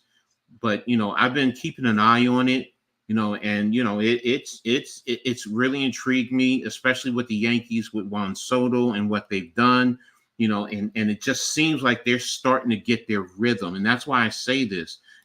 The Astros, yes, I think I'm not sleeping on them. They're going to be a force to reckon with. They're a thorn in the Yankees' hind parts. They really are. Do they psychologically, are they in the Yankees' head? Or can the Yankees overcome this and get to a point? They got to win the division first. They got to make the playoffs. I get it. But if they get there, will they be able to overcome, the challenges of playing them? Next skipper, that's your slow start, but it's so early. Yeah, I get it. It is early. So things can change. And like you said, the next few games, you know what? The Yankees could lose 10 in a row, and it changes the whole dynamic. And, I get it. But right now, with the way things are going, the Yankees are winning, and they're starting to put some distance to the rest of the AL East, except for Baltimore. I mean, they're 7.5 over Tampa Bay right now. Baltimore's a good team. Yes. They're young, but they will drop. Let me see. In terms of the whole league, if I'm looking at the American League, yeah, you have the Yankees 3 games over a game and a half over Baltimore, 3 over the Guardians, 4.5 over the Orioles, 6.5 over the Twins. Where is Houston? Houston is 11 games back of the Yankees. So that's why I'm saying this. It's a long season. I still get it, but the point is the Astros need to catch up. But if the Yankees continue what they're doing, it just makes it that much difficult, So it's a challenge. So, and the Yankees are half a game behind the Phillies overall. Baltimore is 2 games behind the Phillies. The Dodgers are 2.5 behind them, and the Braves are 3.5. The Braves and Guardians are 3.5. So that's why I always say you got to get as much wins as possible when you're on a winning streak, because you're going to have a downside, and you're going to start losing games, and people are going to catch up to you. So teams that you're supposed to be sweeping are games that you need to win, is because you're going to have a stockpile, and then that stockpile is going to start slimming down, and you're like, wait a minute, why are we going down? It's because you're going to start losing games, and the other teams are going to start picking back up. It's baseball. Exactly. There's a lot of games. It's a lot of games, and Yankees, Astros, they're going to play each other. Yankees, Orioles, So yes, I get the it's early. Games are going to whittle down. It's just that I look at the big picture too. Yankees 11 up on the Astros. I'm not saying it gives difference, but if the Yankees continue to win the percentages the way they're doing and the way they've been playing, and like Tommy said, the new batting coach has helped them. Juan Soto is a big factor. Stanton, you need to get off his contract, but he's still playing a little bit better baseball. So if they continue to do what they're doing, they don't have Cole, their ace of the pitching staff. So it changes the whole dynamic. So yeah, they're 8 of the last, but they're 8-0. Wait a minute, let me take a look. Astros. Where's the Astros? Astros cheat. Yeah, we know that. Astros are the New England Patriots of baseball. Why isn't this coming up? They literally got caught cheating. This MLB site is locked for some reason. Or is it my mouse? I think you're frozen. Are you frozen? I think I'm frozen. Yeah, I'm frozen. My nothing is moving on my computer. You're not moving on here. Yeah, I'm frozen for some reason. And I don't know what happened. All right. Oh, boy. You are frozen. Yeah, and... All right, wait a minute. I just saw something.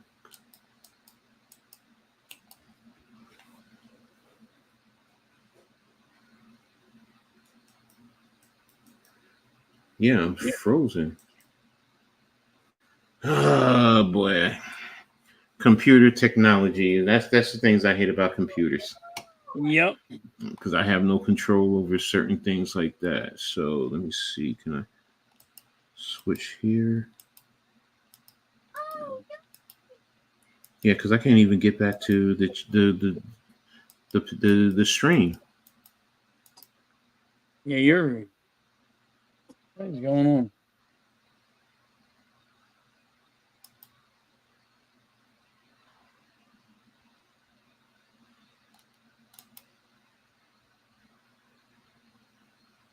My coach is trying to figure that out. I'll answer your question, Tommy. Sheffield's arrest, that was bullcrap. Like, this dude needs to be arrested. That coach is in. No, wait a minute. He's got another one, but so he got arrested. And I'll go on my little rant here, because I went on a rant about this. All right? The dude All right, at 5 o'clock in the morning, a bus hits a pedestrian, kills the pedestrian. All right. And then he decides he's going to try to go around it. There is a officer in the middle of the road standing there directing traffic. This guy is pushing a pedestrian, a cop, and he is pushing him, and he is pushing him 10 yards with a car. This guy needs to be arrested. You know what I mean? He really didn't need to be arrested. And then, so they arrest him, and he gets what? An hour? If it was anybody, a blue-collar worker, that this guy would have been in jail for a long time. The cop would have been rushed to a hospital, maybe by helicopter, you know? And all of a sudden, it was like, oh, do you know who this guy is? Oh, so we gotta be soft with him because he's a big time golfer. Who cares? He just pushed the pedestrian with a car 10 yards. The dude should be in jail. If it was me, if it was any blue collar worker, you guys would have you've been in prison for that. It is unreal that this guy gets this kind of treatment. And the golf people should be pissed off about it.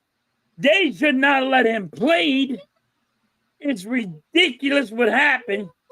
And the cops that even let it go and let it slide is unbelievable. For letting it slide. He should have been in prison. He should have been in jail. Because anybody else that was driving a vehicle, if they would have done that, you guys would have been in jail. It's ridiculous. You talking about the golfer? Yeah, I'm talking about the golfer. Yeah, yesterday when it happened, I was actually watching on Sportsmanlike, and they literally stopped their programming to just talk about all of that. And I get it, but you're right. You know, if it was any one of us who did this, we wouldn't be in and out of jail, that fast. In an hour? Come on, Coach. No. You can't get fingerprinted in an hour. And the fact of the matter that some of his charges are an assault on a cop. Yep. An assault on a cop. That right there, I can tell you from from watching others go through that. There's no way in hell, like Halftime said, any of us? No. Any of you? Yeah, real talk. We're in jail. And we're in jail probably for the night. But because they wanted to, ESPN and because of the golf and all of that, yeah, it may have been a big misunderstanding. And he hit a guy with a car. He pushed him 10 yards. Yeah. So Coach, 10 yards, dude. No, I get you. See, and I've heard different stories. I've heard that he drove away and the cop chased him, was banging on his window, and he rolled down the window and the cop pulled him out. So I don't know if he dragged him. I don't know which way to go. I've heard that too, that he dragged him 10 yards, 20 yards. I get it. I've listened to what's his name who was reporting live what was going on. I've seen the video of him getting, handcuffed and getting put into the car, whatever. The point is, no matter what, whether he dragged the cop or whatever, he's considered assaulting a cop. He's disregarding the cop doing traffic duties, and if for them to say assault on a cop, that's where I'm like, yo, he did hit the cop. That's me. Dude, there's nobody that's going to get assaulted with a cop and you're out in an hour. Yeah, exactly. So it was crazy when it happened yesterday. I hated the fact that, I get it. I get what he's about, the number one golf player, whatever. But, a lot of programs stopped their programming, what they were talking about, to spend the next XYZ hours doing this. Yeah, I mean, but ESPN's over there cheering. Oh my God! Did you see how he had it? How did this guy have a great golf game, and what his mindset after he That's just hit a easy. cop? That these I'm sorry, it had time. It's he just has a he knows how to separate each thing and focus on the task at hand. I'm gonna be honest with you. I could do the same exact thing, bro. If I'm coaching a football game and my daughter had a bad day, but I know I got to coach a football game, I'm gonna deal with that later. You know what? He was out. He was out of jail. He wasn't in jail. He was out of jail, so he's back on the golf course. So he's there, and I get it. There are most people that's still back here. It's still here. It comes back and it takes away from your full focus. They say golfers playing all together is my point. Yeah, no, but because of golf, your ability to focus, you have great focus when you're, trying to identify how to hit this ball the right angle to get into the golf. I mean, get into the whatchamacallit. You're 1,000%. But it's also a matter of they know how to compartmentalize, and that's a key. That's a big skill set right now. Yeah, it's just the point that they didn't even care about the cop. They didn't care about the dead person on the road. No, you're right. They're worried about, okay, they're like, I got a job to go to. Listen, I have a job to go to. If a cop tells me to stop, I have to stop. I can't go push him 10 yards and say, get the hell out of my way. And then get out of jail in an hour. This ain't Monopoly. Here's your jail, get out of jail card. No, you should have been. You have money, you can do whatever you want, but that is. No, we know what it is. ESPN and the cops know, and they know what's going on. Look, he'll be here. He'll come to court, and he will. Yes, he will do all that. I get it. But yes, you're right. Because he was in a big tournament, you had all the fans there. No, sorry, bro. Then he should have done what he should have handled his business and stayed in line. Every was staying in line. Cop may not identify that he had the whatchamacallit, but the cop said stop. Everything I heard is, he came up, the cop said stop, he said something and drove off. No, what do? We roll down our window, yes, officer. And we hear specifically what the cop will say. Now, whether we agree with it or not, there's always that debate. But the fact of the matter is we stop and we listen to what the cop says. And if he says no, get back in line. Now, if you want to say, Scheffler, I'm the number one golfer, I got it. Okay, then the cop might say, or he might radio, whatever. But you're not going to just drive off. And that's an issue. And we would be in jail. Plain and simple. So we'd be in jail. We couldn't get out of it. That's the only point that I'm making. Mm-hmm. It is so ridiculous that happened. This guy should not have been in golf. The golf committee should have said, "Yo, you're done tonight, buddy. You're not bigger than life. You could have killed the cop." Forget if he's a cop. It's a human being that he's pushing. Tommy, I get you. I get the look. It's your dad. It's your kid. It's, you know what I mean? Put it as a family member that this guy almost was pushing you with a car. And then you'll realize, because I get some people hate cops. Mm-hmm. And they'll be like, well, it's only a cop. Forget him. If it was your daddy, if it was your brother, if it was your, you know what I mean? Like, come on. Like, have a little bit of sense. I'm going to say this. Been in jail. There's a lot of other athletes in other sports kind of did some of the same thing, and they go to jail, and they're not out in the hour going back to the golf course. Yep. Look at the dude from Kansas City. He get all the right to, what you call it, Dad? Yeah, exactly. So, yes, they have money and they'll get a little status per se. They're not like me where, my fat ass is going to be locked up and they'll probably throw away the key right away. But, so but it is what it is. So, but we could go on and on about this, bro. And everyone has some great. So, I know you got to get ready. It's almost 5:00 and I got to get ready for a baseball game. Yeah. So, and that's the beauty of this show. That's why I love this show, because you got two old farts like us. We can just ramble. We can ramble, go on. And you guys are great in the chat, man. Honestly, you guys really are. This is why I love the chat. The chat just sits there, and they can come up with more stuff, and we would talk all day long. Exactly. Thanks, everyone. Nick, Curio, Curtis Joseph, Tommy. Who am I forgetting? Star Wars 99. Arku. And I'm sorry about the technical difficulties earlier. Big Blue in the Bronx. Appreciate everybody in this chat. You guys are awesome. Exactly. You guys are making this a great stream, man. A great show. Grega, Butterfly.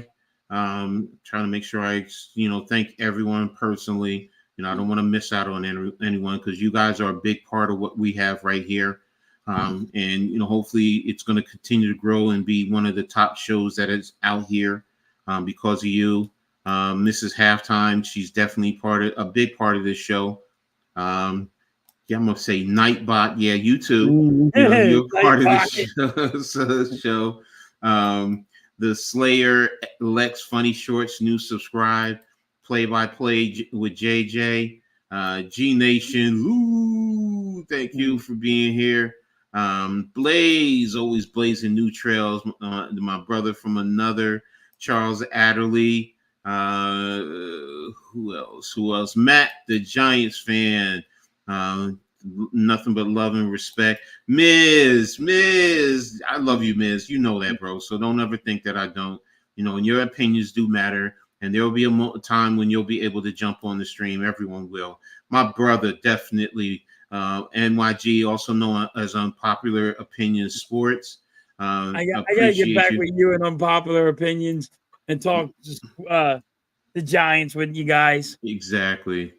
Mitch, but everyone. So I don't know if I said Grega, but thank you everyone for being here, for contributing to this show. It's been a phenomenal day. I really appreciate you. So thank you everyone. And we appreciate you, and we'll be here next week, same time, ready to get going, talking more about sports and life and what's going on. And remember, ladies and gentlemen, if y'all have something, shoot us a text, man. Whether it's Halftime, whether it's me, go ahead or leave it in the chat because I will come back and I do check on the chat. I'm starting to do that now to see if anything new was added. If y'all have any ideas, subjects that you want to talk about, let us know so we can work it into the programming. So, and hopefully next week I won't have the technical difficulties, and even if I got to print stuff up, I don't like printing it, but I will. It'll be better next week. So I want to thank everyone for being here. Appreciate you all. Halftime. Let everybody know, because I almost forgot, what you got going on this week. I got the Phillies game tonight, and then tomorrow. I don't know if the Phillies play tomorrow, but I'm just going to hang out with Junior and play a video game for like an hour or two, depending on him. Because like I always do, I always got to spend a little time with the little man. And he loves playing the video game. He likes kicking my ass in video games. And everybody likes popping up the emojis and making me not be able to see what I'm doing. So we're gonna have a little bit of fun this weekend. Oh, Star Wars said Phillies do play tomorrow. All right, so okay. I'll be doing the Phillies game and hanging out with Junior tomorrow. I'm trying to see if we're going to be streaming, or at least my man Cave, he's going to stream the Knicks game. So I might be doing that. I don't know if I'm doing any football. I'm trying to also look at the Liberties game this week, see where I can figure it game. It might be Thursday. Tuesday, I have Heart of the City with NYG. Wednesday, I have Pick and Roll podcast with the Pick and Roll crew. And again, next Saturday, we'll be back here. And then maybe I'll pick up something else. So, but that's pretty much it, what I have going on. So, until then, ladies and gentlemen, I appreciate everybody. And I have a saying in sports that, going to share with you guys. In sports, make sure you turn it on and turn it up. Peace, everyone.